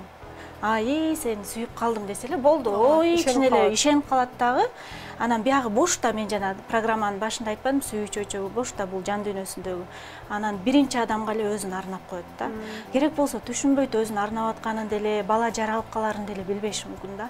Кай бирөөлөрү билеттир, бирок ошондуктан эми билбейм бул канчалык деңгээлде ал балдарга сүйүү төгүү жакшы эле проекттер болуп атат. Мисалы фостерная семьяга өткөнгө аракет кылып атышат. Мунун баардыгы жанагынча балдар үйү болсо кайсы жылга чейин барып калыптанат, айтор. Чындыгында аябай чоң маселе да. Ооба. 138 балдар үйү деп атабыз Кыргызстан боюнча. Ал жердеги балдардын саны, абалы кандай? 10.700 барабар да. Кыскарып атабы, азайып атабы, туруктуубу? Негизи биз Кыргызстанда эмнеге балдар үйү бар, көп мамлекеттерде жок. Анткени жакырчылык аябай бедность көп да. Мисалы 42% ЮНИСЕФтин статистикасын карасак, Кыргызстанда 42% бул балдар жакырчылыкта. Азыр Дүйнөлүк банк прогноз жазаптыр, 9%га көтөрүлдү депчи. Миграция аябай күчтөнүп атат. Ошону балда ата-энеси жок, ата-энеси кара албай калган балдар көбөйүп атат да. Анан кийин балким мына 2014-жылы биздин мамлекет оптимизация детских домов деп койгон реформаны чыгарган. Ошол бара-бара ошол балдар үйүнүн жабуу дегенчи. Анан фостерный семьяны көбөйтүү. Бирок азыр биздин практикада көрсөтүп атат, фостерный семьяны ошол балдар даяр эмес да, анткени балдарды да даярдаш керек, анан коомду да даярдаш керек да. Анткени мисалы кээ бир фостерный семьяга ошол балдар үйүнөн балдарды берет, бирок ал экинчи, биринчи, үчүнчү фостерный семьяны уже алмаштырып атат да. Анткени балдар даяр эмес да. Дүйнөлүк практикада көрсөтөт, ошол фостерный семьяны кичинекейден баштап кылыш керек да, анткени бала да күйөнөт, үй бүлө да көнөт. А балдар үйүндө өсүп аткан балдарга аны үй бүлөлүк мындай условия түзүш керек да. Себеби 6 жашка чейин калыптанат адам, Психология боюнча 6 жашка чейин биздин негизги пайдубалыбыз да инсандык. Анан экинчи негизи эмне үчүн балдар үйү көп? Ошол балдар үйүнүн көбү майып балдарга да, мүмкүнчүлүгү чектелген майып балдарга да, анткени ата-энелери кара албайт, мисалы көзү көрбөгөн же физикалык ошолор кара албаш үчүн аларга мындай өзүнчө бир интернат түзүлгөн да, ошол жака балдарын беришет. Бирок азыр мына жакшы проекттер болуп атат, ошол балдарды кайра үй бүлөгө кайтаруу. Бирок альтернативдүү центрлер ачылган аз да, же жок, айыл жердерде особенно. Жалпы саны боюнча статистика жок беле? Мындай азыр балдар үйүндөгү балдардын саны көп. 10.700. 10.700 бул мурункуга салыштырмалуу көппү, азбы? Өзгөрүү барбы? Азыр мурунку вообще 2018 жылы 11.300 барабар болчу. Азыр мисалы 2018 жылы 145 балдар үйү бар болчу. 3 жылда, мисалы 3 жылда 5 балдар үйүн жапты да. Көбүнчөсү ошо майып балдардын үйүн жабышты. Ошол балдарды кайра үй бүлөлөрүнө кайтарышты да. Бирок кайтарган бул бир иш, экинчи иш кандай бир центрлер ачылыш керек да. Мисалы көптөр айыл тармакта жашашат, айыл жерде жашашат. Көптөр мындай кичинекей шаарда жашашат. Ошол кичинекей шаарда реабилитациялык центрлер жок да. Ошол эң негизги маселе болуп атат азыр. Жабылганы менен маселе калды. Маселе калды.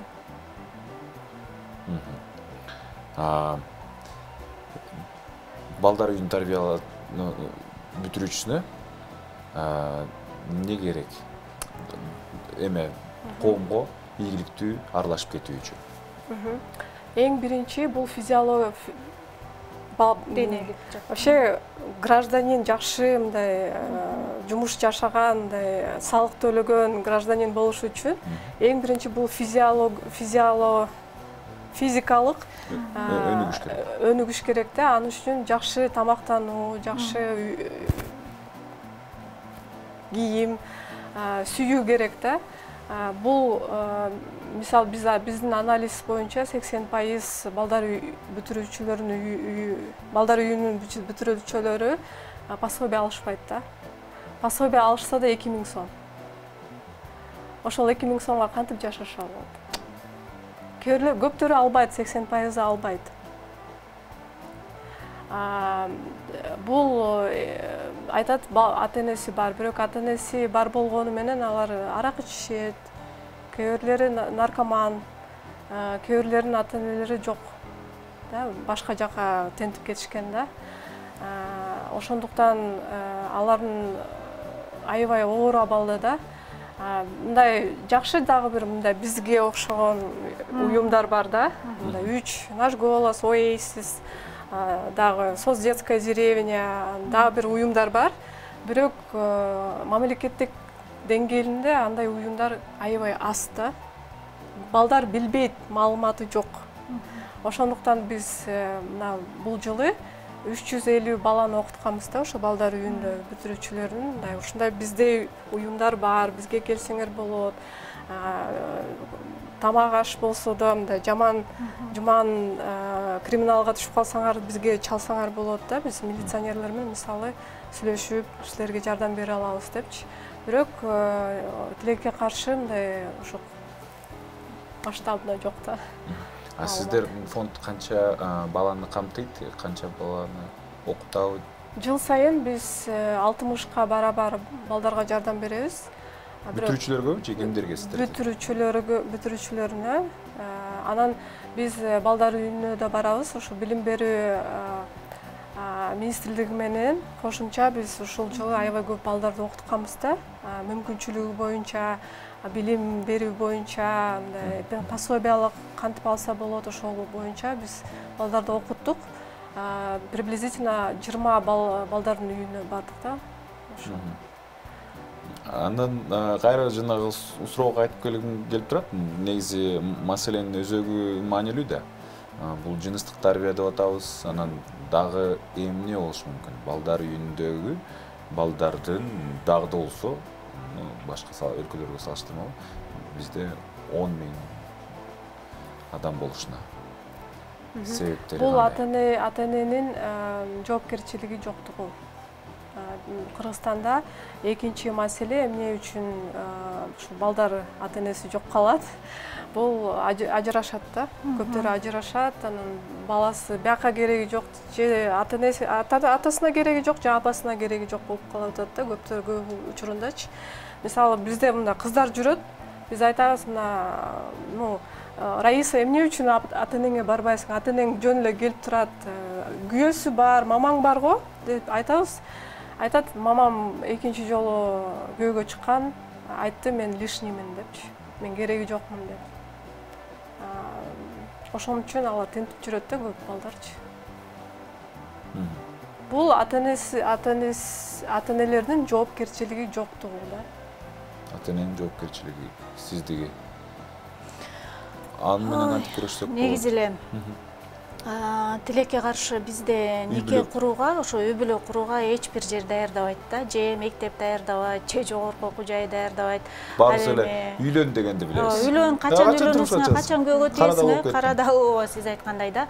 А бирок мисалы элементардуу эле үй бүлөдө конфликт болсо кантип чечиш керек өзүңдүн күтүүлөрүңдү кантип экинчи жарымыңа жеткиришиң керек, кантип үй бүлөдө стресс болуп калса кантип жеңиш керек, ошол эле финансылык сабаттуулук эчтеке даярдыгы жок эле шыгылып эле үйлөнүп коюш керек да.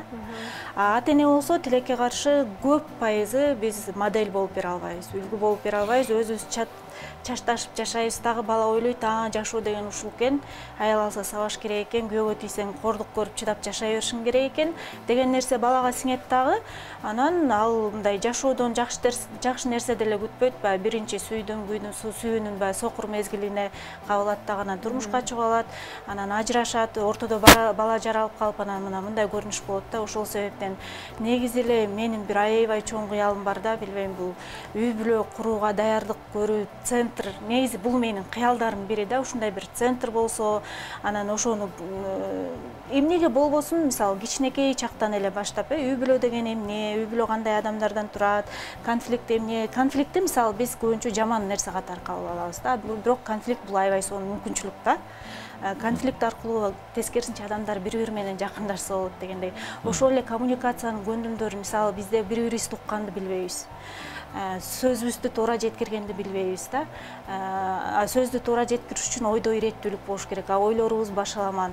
Негизи мындайча айтканда ата дагы, апа дагы жоопкерчиликти алып, мен өзүм үчүн эле жашап аткан жокмун. Мен жаралган баламдын менин издерим менен, менин артымда менин тукумум менин издерим менен басат деген түшүнүк жок да. Бир үйлөнүп алып эле тукум улап атам, бүттү, ошо менен эркектер уулду болдум, кыздуу болдум, ошону менен эле куштар да. А эмне үчүн андан аркысы ошо уул кызына эмнени калтырып атат, кандай мурас калтырып атат, ал чоңойгондо жакшы ата боло алабы, жакшы күйөө боло албайбы? Жок. Бизде мындай ажыраша бер, кыз таштан көп дейби, же кыз картошкадан көп, кызын алып берип коем. Мисалы, ошол эле аял заты айтат да. Эмне үчүн аялга кол көтөрбөш керек, аял деген назик, аялды аяш керек, эркек деген эркектей болуш керек деген мындай тилекке каршы 90% үй бүлөдө мындай тарбия жок да. Анан эми биз саналуу адамдар, эрим айткандай күйүп, саналуу адамдардын аң сезими, мисалы бизде АХКЖде толтура роликтер чыгарабыз, ошол жерде адамдын аң сезими, ою өзгөрүп калса экен деп, кыргыз тилинде, жалпак тилинде мигрант ата-энелерге кайрылуу деген бир видео чыгардым эле, ошол жерде да аябай күйүп айттым эле да. Негизи бир жака кетерден мурун балдарыңарды биринчи орунга койгула, чогуу алып кеткенди пландаштыргыла. Чогуу алып кетсе болот, мен деле мигрант болгон учурунда чогуу эле алып кеткенбиз деген сыяктуу мисалдар менен күйүп жанып эле айтып атабыз. Бирок тилекке каршы эми адамды мажбурлай албайсың. Ар бир адам жоопкерчиликти өзүнө алып, бала жаралганга чейин пландаштырып, ата-эне болгонго даярмынбы? Ата-эне болууга даярдык деген канча жаштан баштап тарбиялаш керек деп суроо беришет да. Бала жарала электе эле тарбиялаш керек деп жооп берем да. Эмне үчүн адам өзүн тарбиялаш керек биринчи. Өзүн тарбияласа каалайбы, каалабайбы, ген аркылуу, кан аркылуу өтөт жарала турган баласыначы. Анан ошол себептен мен ушул эфирден пайдаланып айтат элем, негизи эле жарык дүйнөгө балдарды алып келерден мурун, мисалы мен азыр аябай эле жана балдардын тагдырын угуп алып, көбүнүн аягы жаман эле бүтөт болуш керек, мээрим. Көбүнүн аягы жаман эле бүтөт да. Баягы жакшы адамдарга, боорукер, мээримдүү адамдарга жолугуп калган, жолу болгон балдар бар, бирок тилекке каршы коомдо андай адамдар аз да. Көптөр колдонуп кетишет, көптөр сатып кетишет, көптөр дагы бир нерсе кылып салат дегендейчи. Анан ошондуктан жарык дүйнөгө баланы алып келерден мурун ойлонсок, анткени бала бул жаратуучунун аманаты да. Бул бизге 18 жылга эле берилет да. 18 жылдан кийин, уядан учургандан кийин, ошондо да мен ойлойм, мен мисалы психолог катары да, ушул Кыргызстандын инсаны катары, деги эле адам катары айтат элем, ар бир жарык дүйнөгө алып келген бала үчүн жооп бере турган күн келет. Бул жерде болбосо да, башка жерде жооп беребиз. Ошонун эгер балдарыбызды сыздатып кеткен болсо, ошонун азабын тартабыз да. Жооп беребиз. Бул нерседен кутулбайбыз. Ошондуктан ата-энелерге кайрылуу. Баланы жаратардан мурун ойлонгулачы, ойлонуп, анан жарык дүйнөгө алып келип анан жакшынакай өмүр тартып алсак сонун болмок да эми. Анан мобилдик тиркеме чыгарып атыптырсыздар. Ошол зордук зомбулукка каршы. Ошол тууралуу айтып өтсөңүз. Кыргызстанда көп ошондой мобилдик тиркеме чыгарылган. Негизи балдарга жана үй бүлөлөргө. Бирок биз уникалдуулугубуз биз Токмок шаарында ушундай бир мобильное приложение, мобилдик тиркеме деп койгонбуз.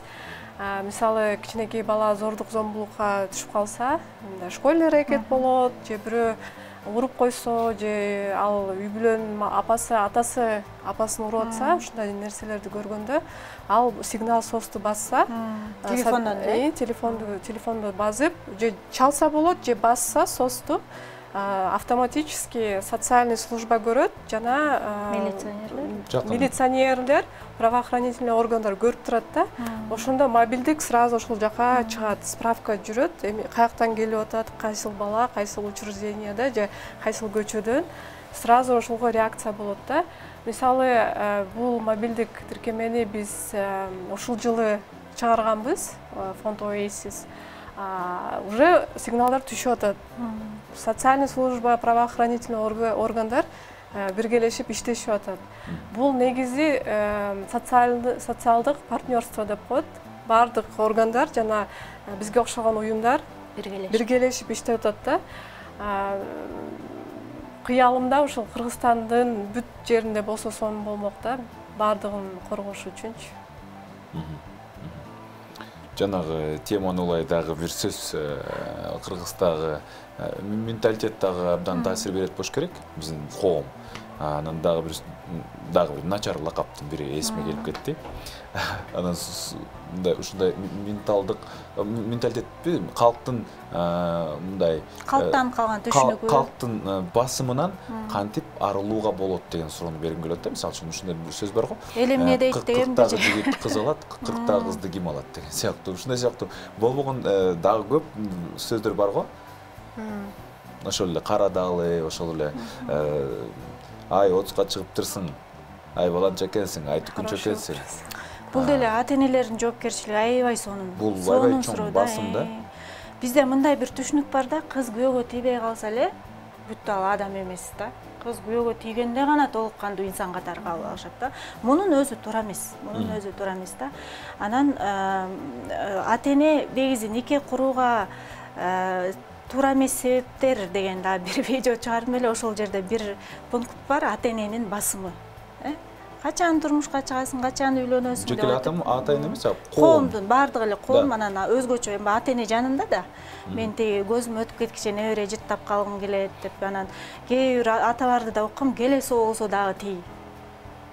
Же болбосо төрөп ал тийип дегенчи. Бул негизичи ушундай түшүнүктөрдөн билбейм биз. Негизи адамдын ой жүгүртүүсү өзгөрбөсө, коом өзгөрбөйт го да. Анан ошондуктан баарыбыз биргелешип, маалымат күчтүү да.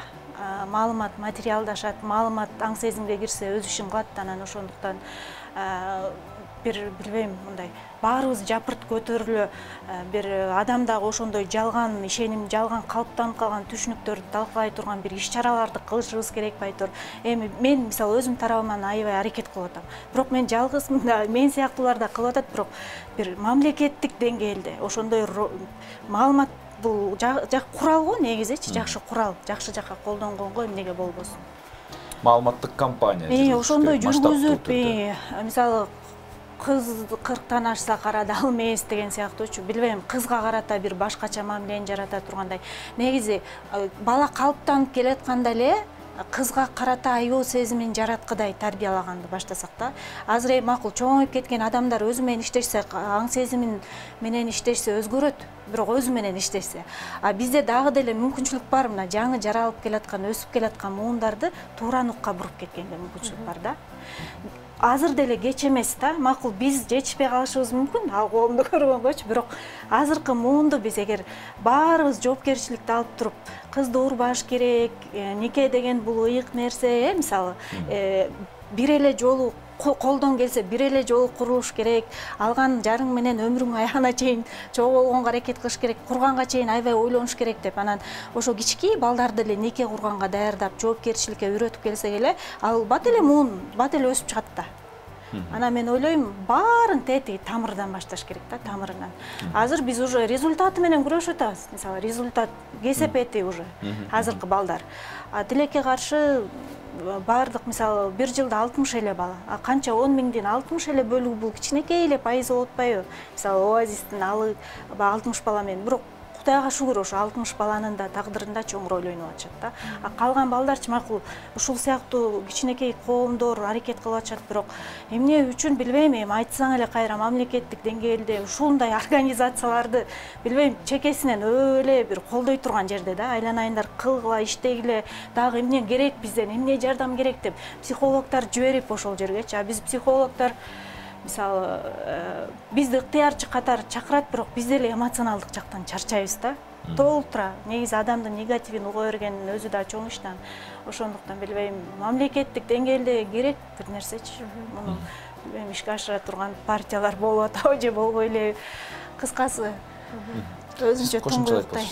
Мен оюмча бул маселени граждандык билим берүү системаны өзгөртүш керек. Анткени азыр мисалы мектепте көптөгөн предметтер бар. Мисалы тарых, Иван Сусанин каякта болгон, ошо Москвада болгон, ошону отуруп эле окуп отурушат же восстание Тайпинов жөнүндө окушат. Ошолордун ордунда бир жоопкерчилик жөнүндө сабак берсе сонун болмок да. Сүйүү жөнүндө, сүйүү деген эмне, сүйүү кантип жаралат, кандай сүйүү болот, бюджет боюнча, бюджет мисалы көптөр айтат, мен мисалы балдар менен жолукканда айтам, окей, биз үй бүлө курдук, сен 3 бала төрөсүң, мени багаласыңбы 3 бала менен десе, сразу жок болуп кетишет да.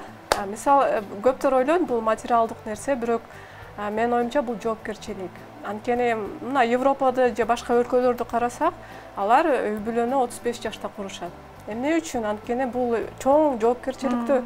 Баланы жакшы мектепке бериш керек, балага жакшы билим бериш керек, баланы кийинтиш керек. Эмне үчүн комплекстер пайда болот? Анткени бала башка балдарды көрүп атат. Соткасы жок. Эмне сотканы азыр 80% кылмышкерге балган балдар сотканы урдап алышыптыр.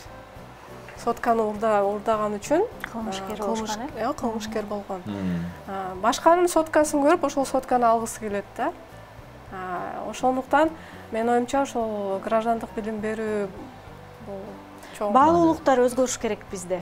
Баардык нерсе баалуулуктан келип чыгат да. Бизде тилекке каршы акыркы учурда баалуулуктар таптакыр алмашып кетти. Бир пандемия учурунда кичине оңолгонсуп барганбыз, бирок билбейм азыр кандай, бирок азыр адамдын өмүрү, үй бүлө, жашоо деген нерселер эмес, көбүнчө материалдык нерселер биринчи орунга чыгып калды. Анан коом каяка барат?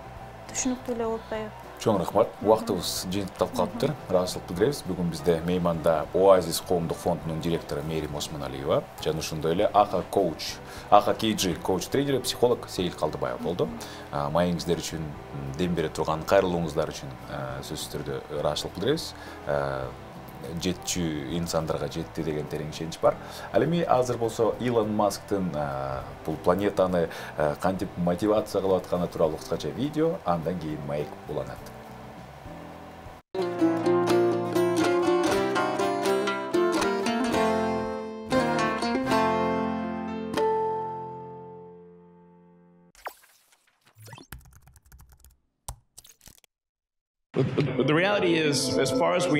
Менин оюмча бул SpaceX үчүн жана NASA үчүн чоң жетишкендик.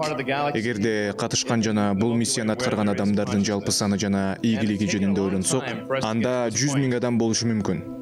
Ошондуктан мен дагы бир жолу ыраазычылык билдирип, ушул долбоорду ийгиликтүү ишке ашырган бардык салым кошуучуларга куттуктоолорду айткым келет. Вау, бул оор процесс. Менин оюмча, учурда ар кандай сезимдерге туш болуп жатам. Кандайдыр бир маанидеги ыраттуу сүйлөмдөрдү ойлоп табууга аракет кылып жатам. Бул кыйын. Бирок бул Марста цивилизацияга бара жаткан алгачкы кадам деп үмүттөнөм. Жашоо 4,5 миллиард жылдык дүйнө тарыхында биринчи жолу көп планеталуу болуп баратат. Жашоо 4,5 миллиард жылдык дүйнө тарыхында биринчи жолу көп планеталуу болуп баратат. Бул сапардын алгачкы кадамы деп үмүттөнөм. Орбитада жана андан тышкары жерлерде ачылыштарды жасоо эбегейсиз көп инновацияларды жана технологиялык өнүгүүнү талап кылат.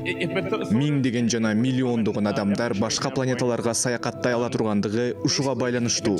Чындыгында биз буга убакыттын өтүшү менен жетишибиз керек. Бул чындыгында абдан татаал максат. Бирок бүгүнкү болуп өткөн окуялар менен барган сайын реалдуу сезиле турган нерсе. Эгер биз инновациянын ылдамдыгын жогорулата алсак, анда жашоо көп планеталуу болуп калышы мүмкүн. Биз ушул максатка умтулушубуз керек. Менимче, бул идея адамдарды чындыгында эле өзүнө тартып, кызыктуу болуп, издөө духуна ар бир адамдын жүрөгүнө сиңиш керек. Ал эми Америка Кошмо Штаттары бул адамдын чалгындоо рухунун маңызы. Менимче, бул АКШда өзгөчө маанилүү нерсе. Бирок бул дүйнө жүзү боюнча чалгындоо духуна болгон бардык адамдарга жагат. Бүгүн чындап эле ар кандай эмоциялар менен толуп турам. Чынын айтсам, мен үчүн сүйлөө кыйын болуп жатат. Мен бул максат үстүндө 18 жылдан бери иштеп келе жатам. Андыктан алдыда дагы көп иштер бар. Бирок бул жөн гана укмуш. Бул адамдар үчүн адамдар жараткан технология. Менин оюмча, адамзат ушул күнү болуп жаткан окуяларга сүйүнүп, сыймыктанышы керек.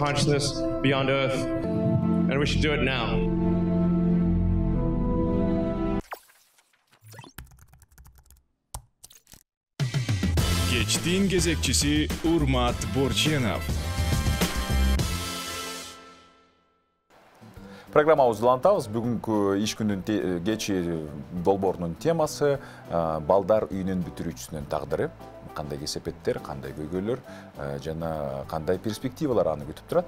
Азыр болсо бизде мейманда үй бүлөгө жана балдарга социалдык кызмат көрсөтүүнү өнүктүрүү бөлүмүнүн башчысы Назгүл Чоломова. Жана ошондой эле СОС апа багып алуучу үй бүлө Айнура Асанова, багып алуучу үй бүлө. Жана ошондой эле СОС балдар айылдары Кыргызстан коомдук фондунун кеңешчиси Наргиз Субаналиева. Биздин студияга кош келипсиздер, айымдар. Андан кийин эң эле алгачкы суроо, кээ бирде бала багып алуу маселеси жаралып калган учурда бала багып алуу процедурасы абдан оор болчу. Азыр кандай? Саламатсыздарбы? Рахмат сурооңузга. Чынында эле коом арасында ушул бала багып алуу бул абдан татаал процесс деп сөз жүрүп келет да. Бирок ошол эле ата-эне чынында эле баланы багып алам десе, бул процесстен оңой эле өтсө болот. Эң негизгиси ошо тийиштүү документтерди чогултуш керек. Буга дагы бир аз убакыт кетет. Бирок чогулткандар эми бир жуманын ичинде жанагы медициналык кароо процесси эле бир аз колду кармабаса, калган документтер ал арыз берүүчүнүн эле колунда болот да. Анан азыр дагы кийинки жылдары Кыргыз Республикасынын өкмөтүнүн токтому менен ушул шарттар бир аз жөнгө салынды. Азыркы учурда арыз берүүчүлөр ушу үйүнөн чыкпай эле электрондук түрдө дагы арыз бере алышат. Жана ошол бардык процедураларды өткөндөн кийин ошо баланы портал деп коебуз, асыроочу болом десе, ошо үйүнөн отуруп алып эле пароль берилет, ошо биздин базага кирип, ошо балдардын маалыматын караса болот да.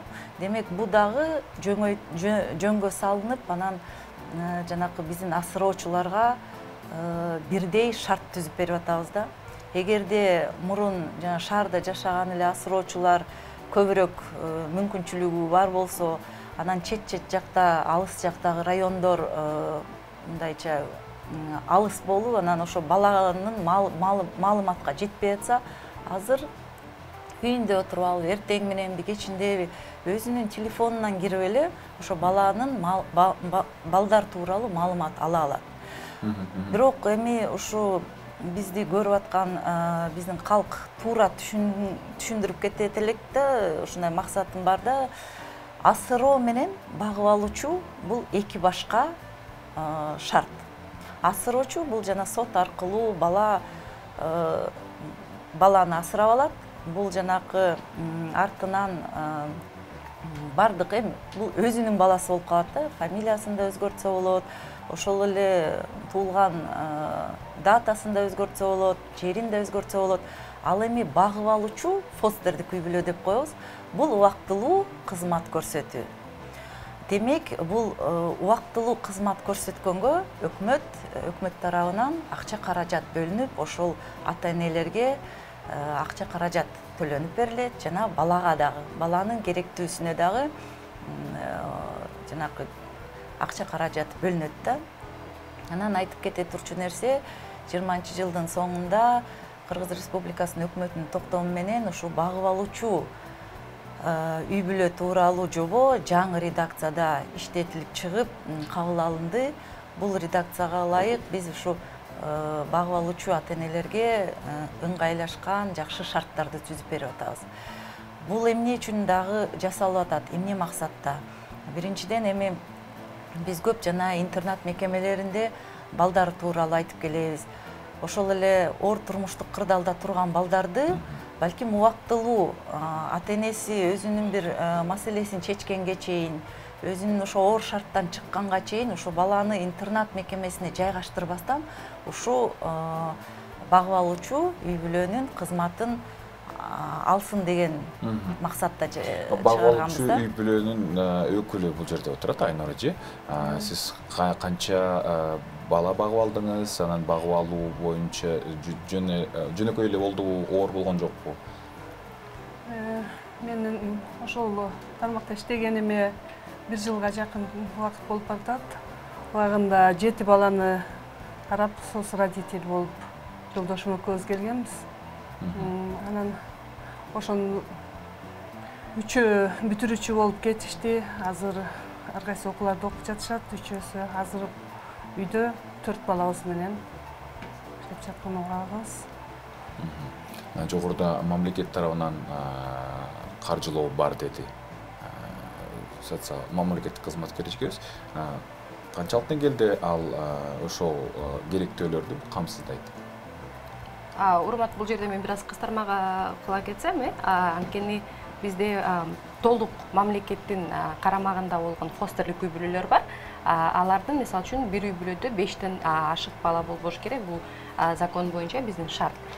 Бизде Айнур эже азыр биздин жана СОС балдар айылдары Кыргызстандын Чолпон атадагы айылыбыздагы СОС мама катары болуп эсептелинген адис. Бирок азыр окутулуп, кадимкидей мамлекеттик фостерлик үй бүлө болуп, жакын арада бул биздин айылчадан чыгып, буюрса толук кандуу бул мамлекеттин карамагына өткөн, мындайча айтканда, өкүл болот.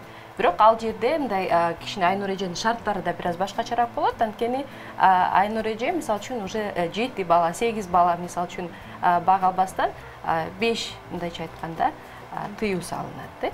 Мындай кичине өзгөчөлүктөрү жөнүндө айта кетейин. Анткени бир аз айырма бар. Таптакыр толук фостерлик үй бүлө менен СОС фостерлик үй бүлөнүн бир аз айырмасы бар. Анткени биздин организация тараптан дагы мындай колдоо жүрөт. Жарым, мындайча айтканда, жарым мамлекет колдоо, жарым биздин организациядан колдоо. Организация канча фостердик үй бүлө менен иштешет? Или фостер карамагында? Негизинен буга чейин биздин организацияда бүт баарысы СОС үй бүлөлөр болуп эсептелинчи. Анан кийин көпчүлүк учурда үй бүлөдө 7-8 балага чейин тарбияланчы. Анан кийин азыр улам заман өзгөрүп атат дегенде, анан кийин буга чейин биз чет өлкөлүктөр тараптан мындайча колдоо көргөзүлчү да. Анан кийин бул үй бүлөлөрдө толук кыргыз балдар тарбияланып аткандыктан биздин эми мамлекет көбүнчө жоопкерчиликти өзүнө алып, биздин ушул кесиптештерибизди, биздин үй бүлөлөрүбүздү мындайча айтканда өздөрү колдоо көргөзүп, мамлекет тараптан азыр чоң мындайча айтканда өзгөрүүлөр болуп атат, колдоолор болуп атат да. Ошондуктан биздин азыр балдар айылынын ичиндеги СОС мамаларыбыз, СОС үй бүлөлөрүбүздүн баарысы мамлекетке караштуу, мындайча айтканда, фостерлик үй бүлө болуп, багып алуучу үй бүлө болуп саналып баштайт. Бирок азырынча каржылоо мамлекет тарабынан эмес. Мен кошумча кылып кетейин. Бул багып алуучу үй бүлө негизи процесси 2014-жылдан бери келатат да. бирок ушу биз ушу багып алуучу үй бүлөлөрдү Кыргызстан боюнча көбөйтөлү деген максатта жанакы жаңы жобону иштеп чыктык да. Анан кандай шарттары бар, мен бир аз токтолуп кетсем, мисалы каржылоо маселеси. Балага 2 жашоо минимумун төлөп беребиз. Бул жана улуттук статистикалык комитет квартал сайын чыгарып турат. Ошонун 4-чү кварталын алабыз да. Мына азыркыга эгерде орто эсеп менен айтканда, бул Бишкек боюнча 5000 сом болсо, демек ошо баланын керектөөсүнө бир айына 2 деп атпаймынбы, ошондо 10.000 сом төлөйбүз балага. А эми багып аткан ошо балага кызмат көрсөтүп аткан ата-энеге 1,5 өлчөдө ошо жашоо минимум болот. Ошондо эми орто эсеп менен алганда бир 16-17 миңге чейин бул бир үй бүлөгө барат да, бир баланы бакканга. Бир фостердик үй бүлө канча балага чейин багып алса болот? 5 бала. Эгерде өзүнүн балдары жок болсо 5 баланы алса болот. Эгерде өзүнүн жана жашы жете элек дагы бир экөө болсо, анда 3-тү берсек болот да. Бардыгы жалпы сан 5 баладан ашпаш керек. Бул эми мамлекет дагы мындай эсептеди да, ар бир балага жөн эле ошо курсагын тойгузуп эле жөн эле жаткан жери болсун дебей, ошо ар ата-эне ар бир балага дагы көңүл буруп, ошонун тарбиясына, окуусуна, ден соолугуна көңүл бурганга дагы мүмкүнчүлүгү болсун деп, ошо 5тен ашпаш керек деген бир чек койгонбуз да. Жанакы каржылоо булагы мурун бизде бир бала алса деле, 2 бала алса деле бир эле акы төлөнүп келчү да, 6000.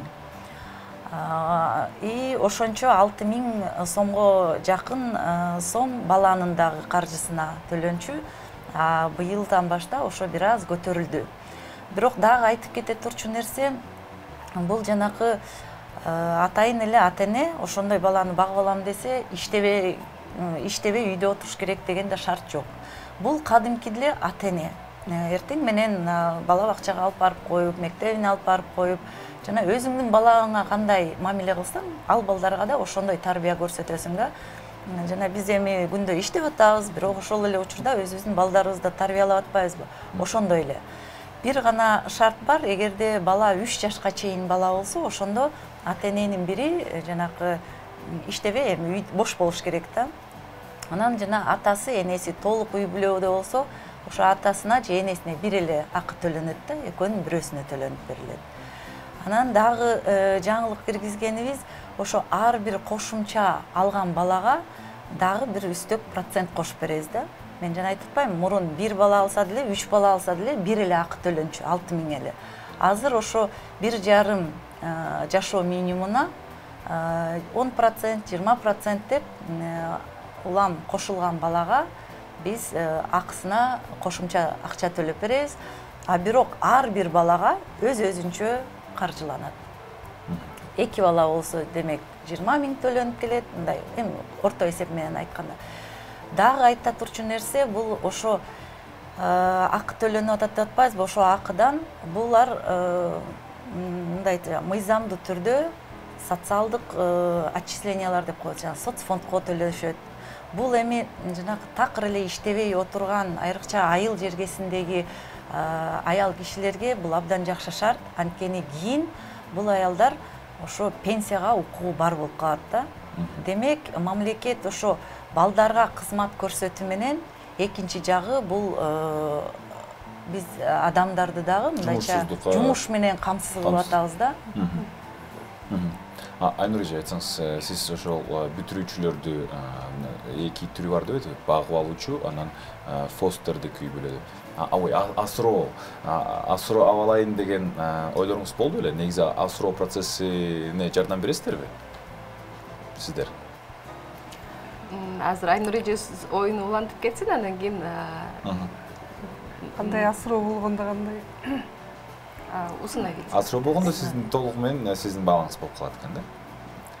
Биз буга чейин мындай жумушка кире элек кезде деле ошондой оюбуз бар болчу. Анан эгерде ошондой шарттар болсо, биз колдонсо болот да. Мыйзам чек койбойт. Эгерде Эгерде багып алуучу биздин мына кызмат көрсөтүп аткан үй бүлө баланы алып ошо эми багып алуучу үй бүлө баланы тандай албайт.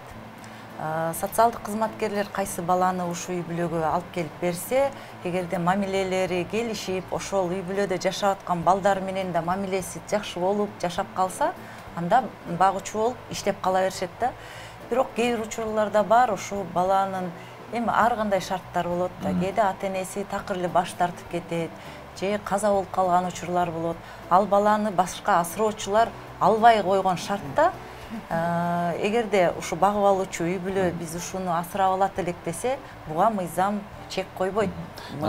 Кечирим сурайм, айтсаңыз жанагы суммалар тууралуу. Азыр берилип баштадыбы же каралды? Жок, албетте, ушул жылдан баштап берилип атат. Айнур же берилип, сиздер азырынча толук өтө элек да. Толук өтө элексиздер. Бирок республика боюнча бизде 50-ге жакын үй бүлө бар. Анын ичинде 76 бала тарбия алып келатат.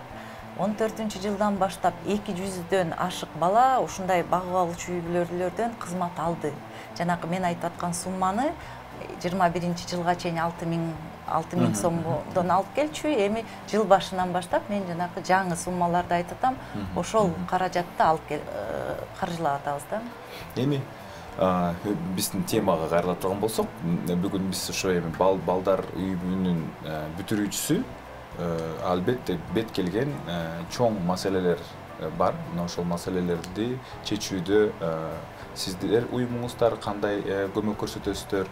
Мамлекет катары балким жаңы шарттар бардыр, сиздер кандай көмөк көрсөтөсүздөр? Алгач Наргиз айымга сөз кезебиз. Негизи мамлекет тарабынан биздин бүтүрүүчүлөрдүн статистикасын алып кетсек, тилекке каршы 18 жаштан кийин биздин бүтүрүүчүлөргө колдоо жок да, мындайча айтканда өзүнчө бөлүнгөн шарттар, бир нече убакытта бир чоң ийгиликке жетишип, бир колдоолорго жетишпесе биздин бүтүрүүчүлөрүбүз тилекке каршы андай колдоо жок. Биздин организациянын алкагында бизде бир аз кичинекей колдообуз бар. Мисалы үчүн 18 жашка толуп бала бүтүп кеткенден кийин бизде молодежный программа деп коебуз. Бала ошол жака өтөт. Андан кийин 21 жашкага чейин мындайча айтканда финансовый акча менен каржыланып, жашоо шартында бир аз жанагындай үй табууга, көпчүлүк мындайча стипендиальный бир программалар менен бизден мындайча айтканда организация колдоо көргөзөт 21 жашка чейинки. Бирок мындайча айтканда психологиялык жагынан карай кетсек, 18 жашта бала дагы эле бала ойдон да, чынын айткандачы. Ал дагы деле көпчүлүк учурда мындайча айтканда жашоого дайын эмес. Өзгөчө интернаттын мындайча айтканда бүтүрүүчүлөрүн алсак, эгер жөнөкөй үй бүлөдө бала мындайча айтканда ата-энесинен күнүмдүк жашоону, акча кайдан келип атат, баланча буюм кайсыл жактан келип атат айтып мындай үйрөнсө, тилекке каршы интернаттык балдар көпчүлүк учурда мындайча айтканда самостоятельный жашоого дайын эмес болуп келет да. Мисалы үчүн бул Айнур эженин үйүнө келген интернаттан келген балдарды алсак деле, бир нече убакыт Айнур эже жолдош экөө балдарын мындай көндүргөнгө убакыт кетти. Мындайча айтканда көп жизненный навыки деп коебуз го орусча айтканда, ошондой сапаттары жок болот да. Анан үй бүлөгө келип мындай кадимкидей өзгөрүүлөрдү азыр көрүп атабыз. Үй бүлө менен тарбия менен интернаттагы тарбия бул совсем башка нерсе да. Ошондуктан мындай интернаттын бүткөн балдары көпчүлүк учурда 18 жашка чыккандан кийин мындай колдоо жок, кайсыл жака барарын билбей калган учурлар көп кездешип атат азыр тилекке каршы. Мамлекет тарабынан кандайдыр бир программалар бар, ошол профориентация боюнча, жашоого даярдык боюнча? Наргиз айым туура айтып кетти. Бизде жана 18 жаштан кийин мындайча айтканда системдик түрдө социалдык коштоо азырынча жок болуп атат да. 18ге чыккандан кийин эгерде жанагы бул балдар оор турмуштук кырдаалда турган жарандын катарына кирип калат да. Бирок мисалы социалдык өнүгүү министрлиги буга чейин дагы ушу маселени кандай чечүү жолдору бар деп ойлонуп, ушу мамлекеттик социалдык заказ деп коебуз. Ушу мыйзамдын алкагында жанагы бейөкмөт уюмдарга грант катары акча каражат бөлүп келет да. Мисалы, бирок албетте бул мамлекеттик социалдык заказ менен деле бардык балдарды камтый албайт экенбиз да. бирок ошого карабастан жанакы мына Oasis, Наш голос деген ушу жаштар менен жаштарга кызмат көрсөткөн бейөкмөт мамлекеттик эмес өкмөт организацияларыбыз бар. Алар жылда ошо конкурска катышышат, өздөрүнүн долбоорлорун алып келет да, конкурс болот. Анан ошо конкурсный комиссия кайсы долбоорду жактырса, ошолорду тандап алып, анан ошо 1 жылдык биз каражат, грант беребиз да. Мамлекет тарабынан азыр ошондой колдоо болуп келатат. Анан эми мыйзамга таянсак, негизи жетим балдарга эң биринчи шартта кезексиз үй берилиш керек, жер тилкелери берилиш керек. Бирок эми тилекке каршы мындай очередте, кезекте турган балдарыбыз да көп. Кээ бир балдар жанакы айтып атпайбызбы, ошо кийинки жашоого даяр эмес, ошо кайсыл жерге барып арыз жазыш керек, кайсыл жерге кезекке туруш керек, ошолорду билбейт да. Анан ошондуктан ушу интернат мекемелериндеги балдардын санын азайтып, ошо алар мектептен чыкканга чейин ошо үй бүлө шартын түзүп бергиле деген максатта ушу акыркы бир 5-6 жылдан бери бизде интернат мекемелерин реформалоо боюнча иш чара жүргүзүлүп келет да. Ошо биз айтып аткан нерсенин баары ошол иш чаранын негизинде болуп атат да. Демек ошо балдар интернатка жайгаштырбастан жанакы багып алуучу үй бүлөлөрдү көбөйтүп атабыз санын. Ошол эле асыроого берип атабыз. Бирок тилекке каршы жанакы чоңоюп калган балдар, биз жана 10 жаштан ашып калган балдар оңой менен жанакы үй бүлөгө кеткенге оорураак болуп калат да. Демек биздин жана асыроочуларыбыз деле багам дегенде ошо кичирээк балдарды сурашат да. Чоңураак балдардан эмнегедир ошо качып калышат.